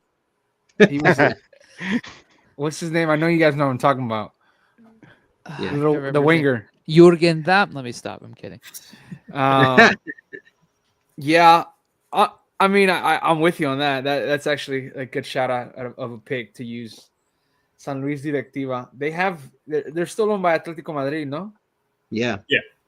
So they have probably. Question for you guys: given what we've talked about, does Gignac stop recruiting for the squad, knowing that there is no future for him here, Oh that yeah. possibly he's moving on? I mean, he had brought us players and pretty good shouts. Yeah. Is that it? Is that where? So the reason I was thinking about this is because Dennis brought Boanga up. It's a friend I of mean, Gignac. that would be our link right there, right? Gignac kind of convincing him to come over. But if Gignac knows the mess we're in with this front office, why would he do that to a guy he knows? Yeah, and he'd be This doing kind the of office a favor as situation. well. Yeah. Yeah, I would probably add to some of the. I mean, Dios has been number one on my list since I've saw him play for Pachuca. I think he would be excellent in the midfield, like I said, to complement Nando. Another guy that I would probably add as depth, not necessarily to come and start. I like Chiquete Orozco from Chivas. I know that Chivas has a history of not really selling players to in-house in terms of the league, but just to complement some of the players that you guys have mentioned. I don't have a list per se of like besides Diosa to go out and say, hey, like, outside of Mexico, what players would I be looking at? I'd be lying to you guys because I watch Tigres and Tigres and Tigres and then the Cowboys and then the Astros. And then, I'll catch some Premier League games whenever I have the chance on the weekend if I'm not working on my business. So outside of that, I think, for what works, besides the players that you guys mentioned, I also like Marcel Ruiz. Carlos mentioned him in the group thread earlier today. Marcel Ruiz also I mentioned a couple of seasons ago as a guy that you can bring in to complement some of the midfield and would add depth. I think you can circulate him through various positions in the attack if guys are not working well. I do like the Alvaro Fidalgo. I was thrown off by you guys mentioning that. I thought that would get some backlash in terms of as being a choice to being brought to Tigres, but he's an excellent. He's got a lot of class. I don't know if Mexican citizen as of today. I don't know if he would complement well with Nando. I think that's a guy that you play instead of Nando, and you still have to bring someone else to do the dirty work. I don't know how I would like that pairing, but I do like that. And yeah, like you mentioned, Dennis, he did become a Mexican citizen today, and I think he's lined up to like be eligible for the World Cup, like with 1 or 2 games, from the World Cup starting or friendly games. So yeah, he has to wait until the start of 26. So that would be cool. I like the Dennis Buanga. That also is also a guy that I obviously would like, but anybody I don't still on know. the Idrisi train, or no? Or is that one gone by? No, I think that the strength or the what we need is in that middle of the field. Someone to find a new player to lead us that with what Carioca has led us there. I agree. And a managerial role, I like the guy from the guy that was formed with I think it was Kike Queiroz is the Portuguese. I don't know if he's still available or not, but I like him. I like what he does with the youth as well. I think that's also an area of opportunity to Lou. You mentioned local Bielsa with the youth development. I think with the new training grounds and the new, I guess expectations, right, and all the money cow that we have. with the squad, I feel like that's an area of opportunity that we need to develop. There's a ton of kids that play Monterrey that are talented, and I feel like that's an area that we haven't been able to fortify in order to pull out some talent. We had at a certain point Alan Pulido, Jesus Dueñas, Piloto Israel Jimenez. Jimenez. Who else? Viniegra. Viniegra. We had a strong, set of players that came out from the youth squads, and Rivas. and little by little, we started losing, that connection with developing players, and then you have now, Pisuto and Felipe Rodriguez and Eduardo Tercero and guys like that playing on our youth squads. Rafa Guerrero. Miguel Rafa. Ortega. Guys, I can't believe we went an hour and 50 minutes without trying to kick off Eduardo Tercero until I just mentioned him right now. Now I want a slice of pizza. Now that you mentioned his name. Oh my God. That's another thing I'll mention, Arnoldo, about our front office with trades and stuff, just not being creative enough. I just don't see how we can't bundle players. Like, for example, you mentioned how we don't trade with Chivas. How do we not bundle players and say, hey, take these two cats and give us Chiquetos? Yeah. Yeah. I just don't like. They would benefit because obviously they need some talent, and yet there is no negotiations between our squads. Yep. It doesn't make any sense to me. Yeah, like, package of Fierro and maybe, Lainez, I mean, at this point, Lainez, he's not working out. I wanted to say Lainez. Cruz Azul. I wanted to say Lainez, but then he has got that Club America pass. So I was like, he might not work there because they might not want him. But that would be great. Fierro, Lainez, and, we'll give you Antuna. Give us Chiquete Orozco. Yeah, I mean, I think, again, like, we can sit here and say a bunch of names. Regardless, the situation doesn't change very much. Our leadership needs to step up and identify, and have clear expectations and face the reality that we're at a critical point in terms of moving forward with our club, and figure out a game plan for what we the fan base expect and desire from our club. And I think that if that doesn't happen, then we can sit here and name, the 10 best players in the MLS, the 10 best players in the South American leagues. And, it all be just a fool's dream in order to, make it come to fruition and then play for our squad. Realistically, how many players do you guys think this front office brings during the offseason? Not Realistically, realistic. 0, bro. They've already brought 2, or they're bringing 2. Oh, come on, Alfred. Come on, Loroña and Fulgencio. Loroña and Fulgencio. I'm gonna say 3. I think they're bringing 3. How many does the squad need? I think 5 need to come in. 5 And a little too little. Yeah. I think At what positions, Yeah. Arnoldo? I think you need a left back. I think you need a center defensive Center mid. back. I think you need a center back. I think you need a winger, and then I think you need a forward. Yeah. But you said 3. So where do they bring? I think the defensive mid position is of need. So I think that they either go there and a center back. I think the center back is more now the number one reality that we have to face, because you extended Rafa Carioca for 6 months. So I think that's the area of opportunity, and I think that you go a winger.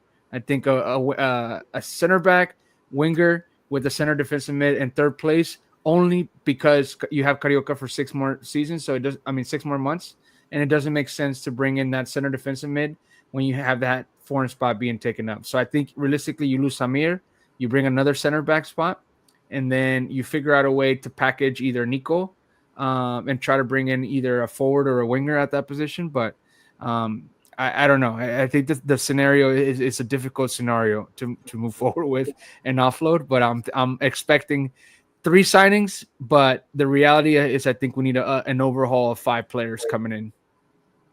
I think they're bringing 2, a CDM and a forward, and I think they're not going to hit they're not going to hit gold with those. Like, we're not going to be impressed. So one of us got to be. So is that CDM spot? Like, you think that's a foreign spot? You think they bring someone in No, while Carioca's I here? think they'll go after like Nene Beltran. And No. then as far as a forward, they're probably going to recycle somebody from within the league. I don't think we're going to be too impressed with who they bring in. So you think that foreign spot goes to a forward with Samir being gone, Possibly, yeah. and you think we bring in a And Mexican? Nico stays too. Do what? But Nico stays too. Yeah. I think if what you guys have been telling me is right, which I'm kind of leaning as you guys are right, where they want the old timers out of here, push them out, which we've talked about that in the past. Hey, Yeah. he's here to clean house. Then I think the thought is we're bringing an elite in air quotes forward to push out Gignac, and then Nico kind of stays as your utility backup kind of forward. I could see that. Yeah. And then suffer through the wings again.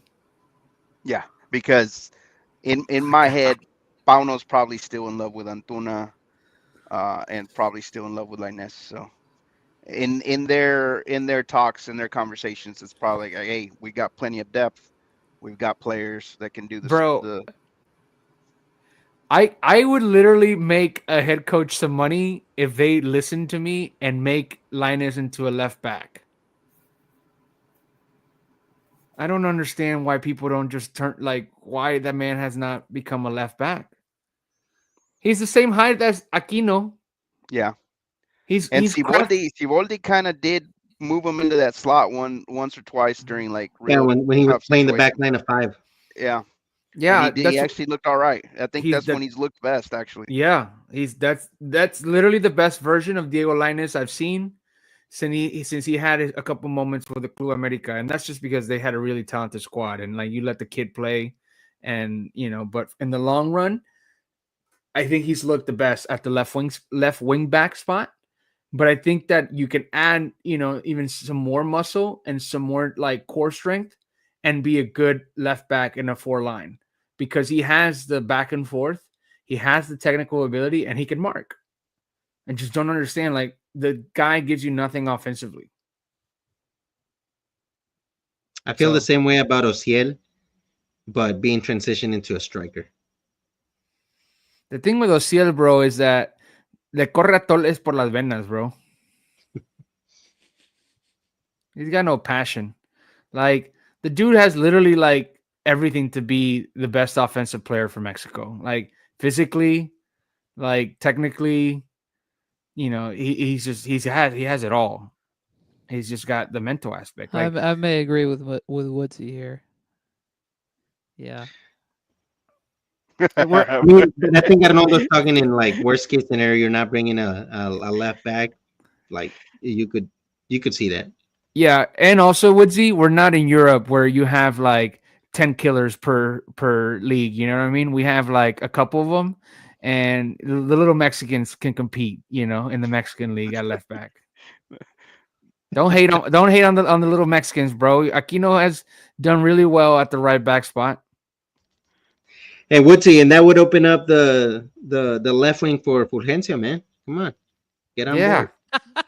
Think, bro. We're trying to set you up here. Maybe he's the solution. Maybe it was supposed to be BCG plus Fulgencio. Hey, real talk right now. I'd take Fulgencio over Antuna on that right. Heck yeah. Yes. Heck Yes. yeah. 100. Absolutely. No manchen, bro. Like, I would. What? I would. Hey, bro, we reached that portion of the pod, bro. It's like I'm not necessarily trying to defend Antuna by the fire. I'm just a chill guy, Oh, come on. Oh, come on. I gotta find a picture of that dumb dog. Who do we foresee leaving the club? We talked about guys coming on board, but who do we foresee leaving the club for sure? Samir. Okay. Samir. Bigon. Yep. Tercero. Yep. Carlos Felipe. Yeah. Well, he was just renewed. Like, Yeah, he can't leave, and then you also have that speculation of like Tapia not being for sure here. yeah. He can leave. Great. Okay. Who else? Lou? Ortega has to go, no? He's Ortega. left, isn't Well, he? I mean, he's not registered, so he's practically gone. Pisuto. Okay. Pizzuto? We're talking realistic, right? Not people. Yeah, who want out, realistically. just Yeah. realistic. Yeah. I think Fierro? that's it. I think we named everybody. I don't think they'll let Fierro go. No, I think Fierro stays. He almost went to Mazatlan with Bucetich last season. Bucetich. I Can think we just David pay? David Ayala stays. Can we just pay Mazatlan like $2 million to? What about Puratovic? He Purata stays. has to go, Has to but but I don't know if he does or not. send him back to What's Atlanta. left on his contract? I just don't see anybody really like wanting that guy. He's got no market. Yeah. MLS maybe, but I mean we're gonna get pennies on the dollar. But That's a long list of players, guys. I don't know if all of them leave. Somehow, No. Eduardo Tercero is going to collect paychecks. Tercero's gonna stay, he in can my stay. opinion.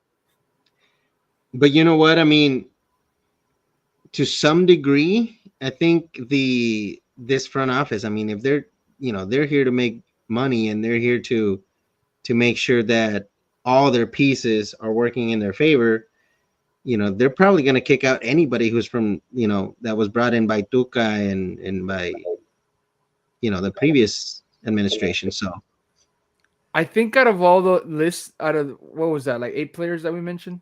I think out of all of them, if you had to choose 3, I think definitely Samir. I think that's the easy one. I think Vigon is naturally the other one that you want to offload because he's still marketable. He's Mexican. He's can contribute to a starting team on the lower end of the spectrum. And I think he's done. Like, I don't think he can do anything or contribute more to our squad. I think he gave us everything that he could. Lucky for him, he got his championship, and great. Like, he's a fan favorite in terms of like effort. He's a likable guy, great charisma. But I think he's done and given everything that we could. So I think those 2 for sure. And then, I mean, you could argue Eduardo Tercero easily as well. So I think to me. And honestly, you could argue Nico Ibanez too, man, because that is a foreign spot. Yeah. And he still has market.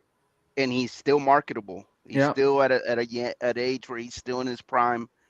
I'm sure there's teams that would want to have him. He could be useful in several teams. So he is a guy that if we had any kind of negotiating power or any kind of skill at negotiating, we could land him somewhere, free up a foreign spot, and then bring in talent. But if their thought is, hey, let's get rid of Gignac, then they're probably thinking we need him as a backup. Yeah, you gotta have. Yeah, I agree with that. Here's the other thing too, is that regardless of who you bring in from a foreign or whatever you're thinking from a foreign angle, you have to deal with teams that not only have money power, but also teams that are playing in that whatever disgrace of a Club World Cup in the summer. That's going to be a pool, right? Like, I think that is a big reason why somebody like De Osa has been heavily linked to Rayados recently. And Cucho Hernandez. And Cucho. I think that's a huge reason why. And I think it's stupid because I think the tournament's going to be a joke. But just the concept of it, I think is going to let teams like that be able to have more of a pool. And so that means we have to negotiate from a different sort of way and a stronger way, whether financially or otherwise. Like, what do we Gignac for Libertadores? Yeah, and I was going to say that. What do we offer now besides we have a great fan base? Was there any qualification for 2026 champions in this liguilla? We didn't get it. I'm pretty sure with what Dennis explained. Since we didn't make it to the final, we now either have to make the final in the spring or we have to finish ahead of Toluca in points. Yeah. In order to qualify for 2026. We're and if you don't, then you're toast. Or unless we win the Conca in the spring, like in 2025, which that's not happening if Paunovic is the coach. Hey, bro, if I Paunovic is the coach, we're getting beat for- 4-0 by Alajuelense or some random ass bro, team. I forgot we even compete in that. Like, are you kidding me? Like, Yeah. we can't even get past quarters, and we're expecting this guy to lead us to a CONCACAF. Yeah, he doesn't know how to handle one competition, much less two. No, mames. Okay. Well, I'm done ranting. It's 11:26. Show off your hat. Show off bro. your hat. Make me even mean- more jealous than I already am. This is a great hat, dude. This is my favorite logo since I've been a fan. I wish we can do. Oh, that's the other thing, guys. The last thing. What's your merch? Tigres merch items on the list for Santa. That's what Edgar put on the list. Well, now we know yours, obviously, Dennis. That and technically the jersey that I ordered today because I got it for $40, the home jersey. So I would have loved that hat. But also I want that hoodie, man, the yellow hoodie. But unfortunately now it's out of stock in the Tira Tienda. Only Adidas MX sells it, so maybe Dude, somebody's that's been- crazy. Yep. Lou, what you got on Yellow your merch item? hoodie and the yellow hoodie and the blue windbreaker. Now you're talking my language, Lou. You're talking Yeah, my man. language. Fire. Those are two I want. Edgar? Same, both of those originals jackets, the hoodie and the windbreaker. Bro, we got the originals last year on Adidas US website, right? just Yeah. the long sleeve shirt. Where's Adidas USA at, man? Like, We got the shirt, the short sleeve shirt is They on don't the have- Adidas they don't have US the website. beauty. yeah, that's the one I want. I want that and the yellow hoodie that they both mentioned. No shouts for the other blue jacket. Oh, Which one? the other jacket Dennis has. Yeah, let me get it. I got it right here. They don't like crap. This one. Yeah. I like it. Don't get me wrong. I do like it. But if I had to choose, I'm going with Yeah. the other one. I'm going with the 90s look. I kind of want the pants. Get the pants, dude. Put them on the list. I'm going to. All right. We done? We done for tonight? We done renting? So when are we Yes, sir. coming back? In January? Dude, yeah, that's the thing. Like, somebody needs to get fired or some signings need to happen or we're literally going to be on hiatus until we find out when the season starts. Edgar mentioned that we come back on the 19th. Yes. Not us Training. per se, but the team. Yeah.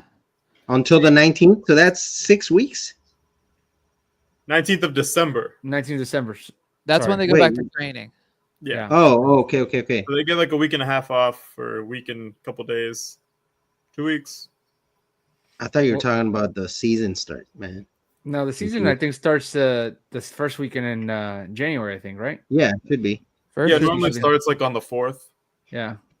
Right after the first weekend of the year. the CONCACAF draw, aka when we find out our matchup, is next Tuesday the 10th. Maybe we can do Dennis and Friends pod segment for the CONCACAF Revelation. Oh god. The show that hasn't posted an episode in over a month, that one? I was about to say, where's that been? My Hiatus. rotation's off. Sorry. Try to come back with something. Get this to work, week. dude. Bro, last month was a joke. Yeah, I know. We experienced it, bro. Did you not see our squad? It was terrible. You can say that again. Oh man.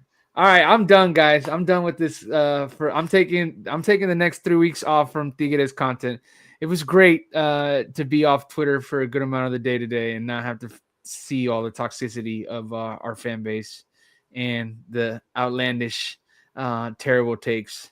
You know. So, guys, it's been an honor. It's been a pleasure. I might not see you the rest of the year, but you might have Dennis and Friends quarterback. 2 sliding back in. Stop it. We need to get across the pond from my boy Woodsy! Woodsy and Sean. And Sean, Yeah, Sean, where are you at? maybe they can do a pod episode. Just nothing but F-bombs for 30 minutes. Let's do it. In both accents. that would be great. And Woodsy calling Sean Yank for 15 minutes of it. You fucking yonk. and then John calling him wanka or something. That's great. Everybody, all you guys, that was a great episode today. 236 people watching live tonight. Nice. Dope. Yeah, so appreciate you guys for tuning in. Thanks, Dan, new guy that followed our pod today from Katy, Texas, just down the street. So we'll have to link up, my friend, next season to watch some games. Alfred's made it over now to watch the games now that he's here in the H, and hopefully we get some more people that are here in Houston to get together and watch some games with us, and have some little carnitas asadas and suffer, because it doesn't look like we'll have a clear picture, moving forward. But at least we'll enjoy some non-alcoholic and alcoholic beverages, as well as some great food. Did you say cook- non-alcoholic just for me? Is that a shot at me? Yes. We're an inclusive type of podcast, Dennis. Yes. Oh, thank God. Yeah, we're here for everybody. For the Manzanita Sol lovers like me. Yo, I did try one of the beers that Mark sent me. Bro, elite. Su cheve de the Midwest. Yes, it was great. And that's one out of like 6. So I got 5 more to go. Maybe So, that's what we do for the next few weeks. Is we talk whatever random news we find on Twitter, and then the other half is just Arnoldo giving us beer reviews. I did take a beer appreciation class in college. It was my last course. Get out of here. Bro, what do you mean? That's Bro, what do you mean? mean? Bro, so here, quick story. So I had 114 hours left to graduate, and it was the last semester. So I took a victory lap. Instead of doing the 4 years, I did 5 years, and only because I was the president of my fraternity. So like the term ends up basically on the half year or the at the end of December. So I was like, oh, guess I'll have to stay a little longer. So I split my classes to 3 classes in the fall, which was my last semester as president. So that means I had to take 2 classes in the spring. And they were like, hey, well, you only need technically 1 more class for your major and your minor. And so I took the class, and it was an online class. And so the other class, they're like, you can just choose any class. And I was like, oh, okay. And so a couple of my friends were hotel and restaurant management majors, and so there was wine appreciation and there was beer appreciation. Oh man. And so your boy decided to take beer appreciation because you party on Thursdays in college. So on Thursday, it was since I had an online class and I had a 3-hour class for beer appreciation.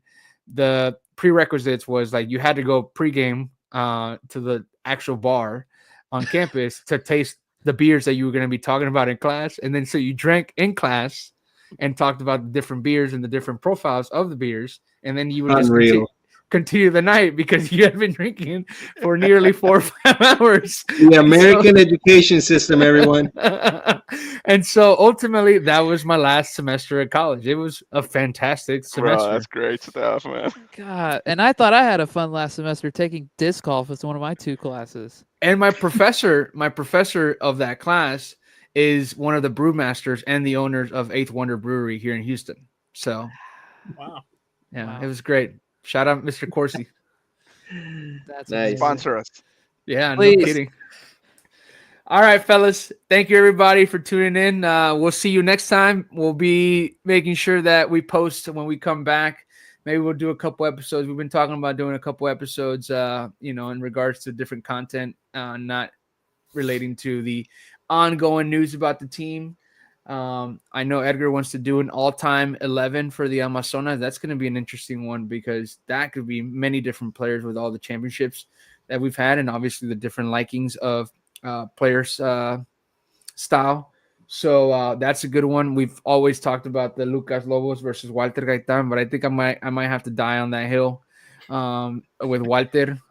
There's no one that comes close to Walter Gaitan in terms of class, but I think I'm gonna have to give up the Lucas Lobos carried us for a majority of bad times and gave us a championship. So I don't know if I'll have actual things to debate besides my heart speaking for Walter Gaitan. So we might have to revisit that conversation, Edgar. But other than that, we're going to see if we can work on something to, make sure we stay connected with you guys throughout this hiatus and, purposeful elimination that we decided to have by our players. Tendiendo la cama.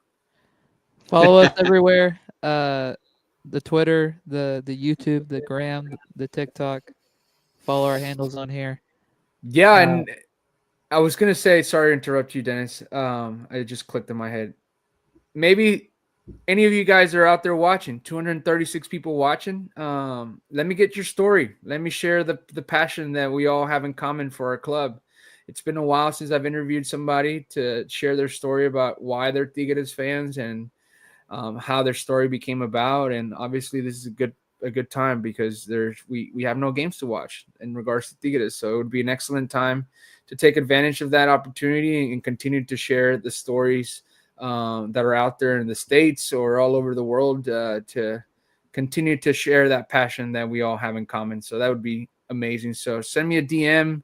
Not comfortable, send Lou a DM. He's the star on the X world or Twitter world of our club, or any of us for that matter. And, we can get you on board to hop on the pod and, get your story out there, or even a conversation as we move into a new season with Tigres Femenil. That's something that we could always use help. And that way, we are not always having to, connect and see our faces all the time and talk about the men's and the women's. We would love to add people on that side as well to contribute and create some pod episodes there. So feel free. Like I said, the mic is y'all's. This has been a great project as we close out another year with it. And it's been wonderful meeting some of the people online, especially these guys that we do the pod with.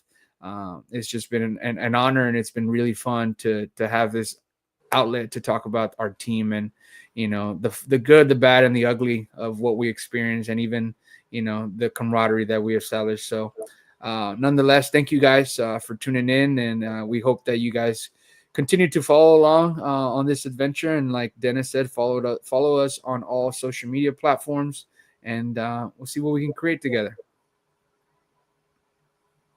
Thank you, guys. Arriba la U, hook 'em horns, up Peace. the Reds. Arnoldo, send us the stickers. Bye-bye.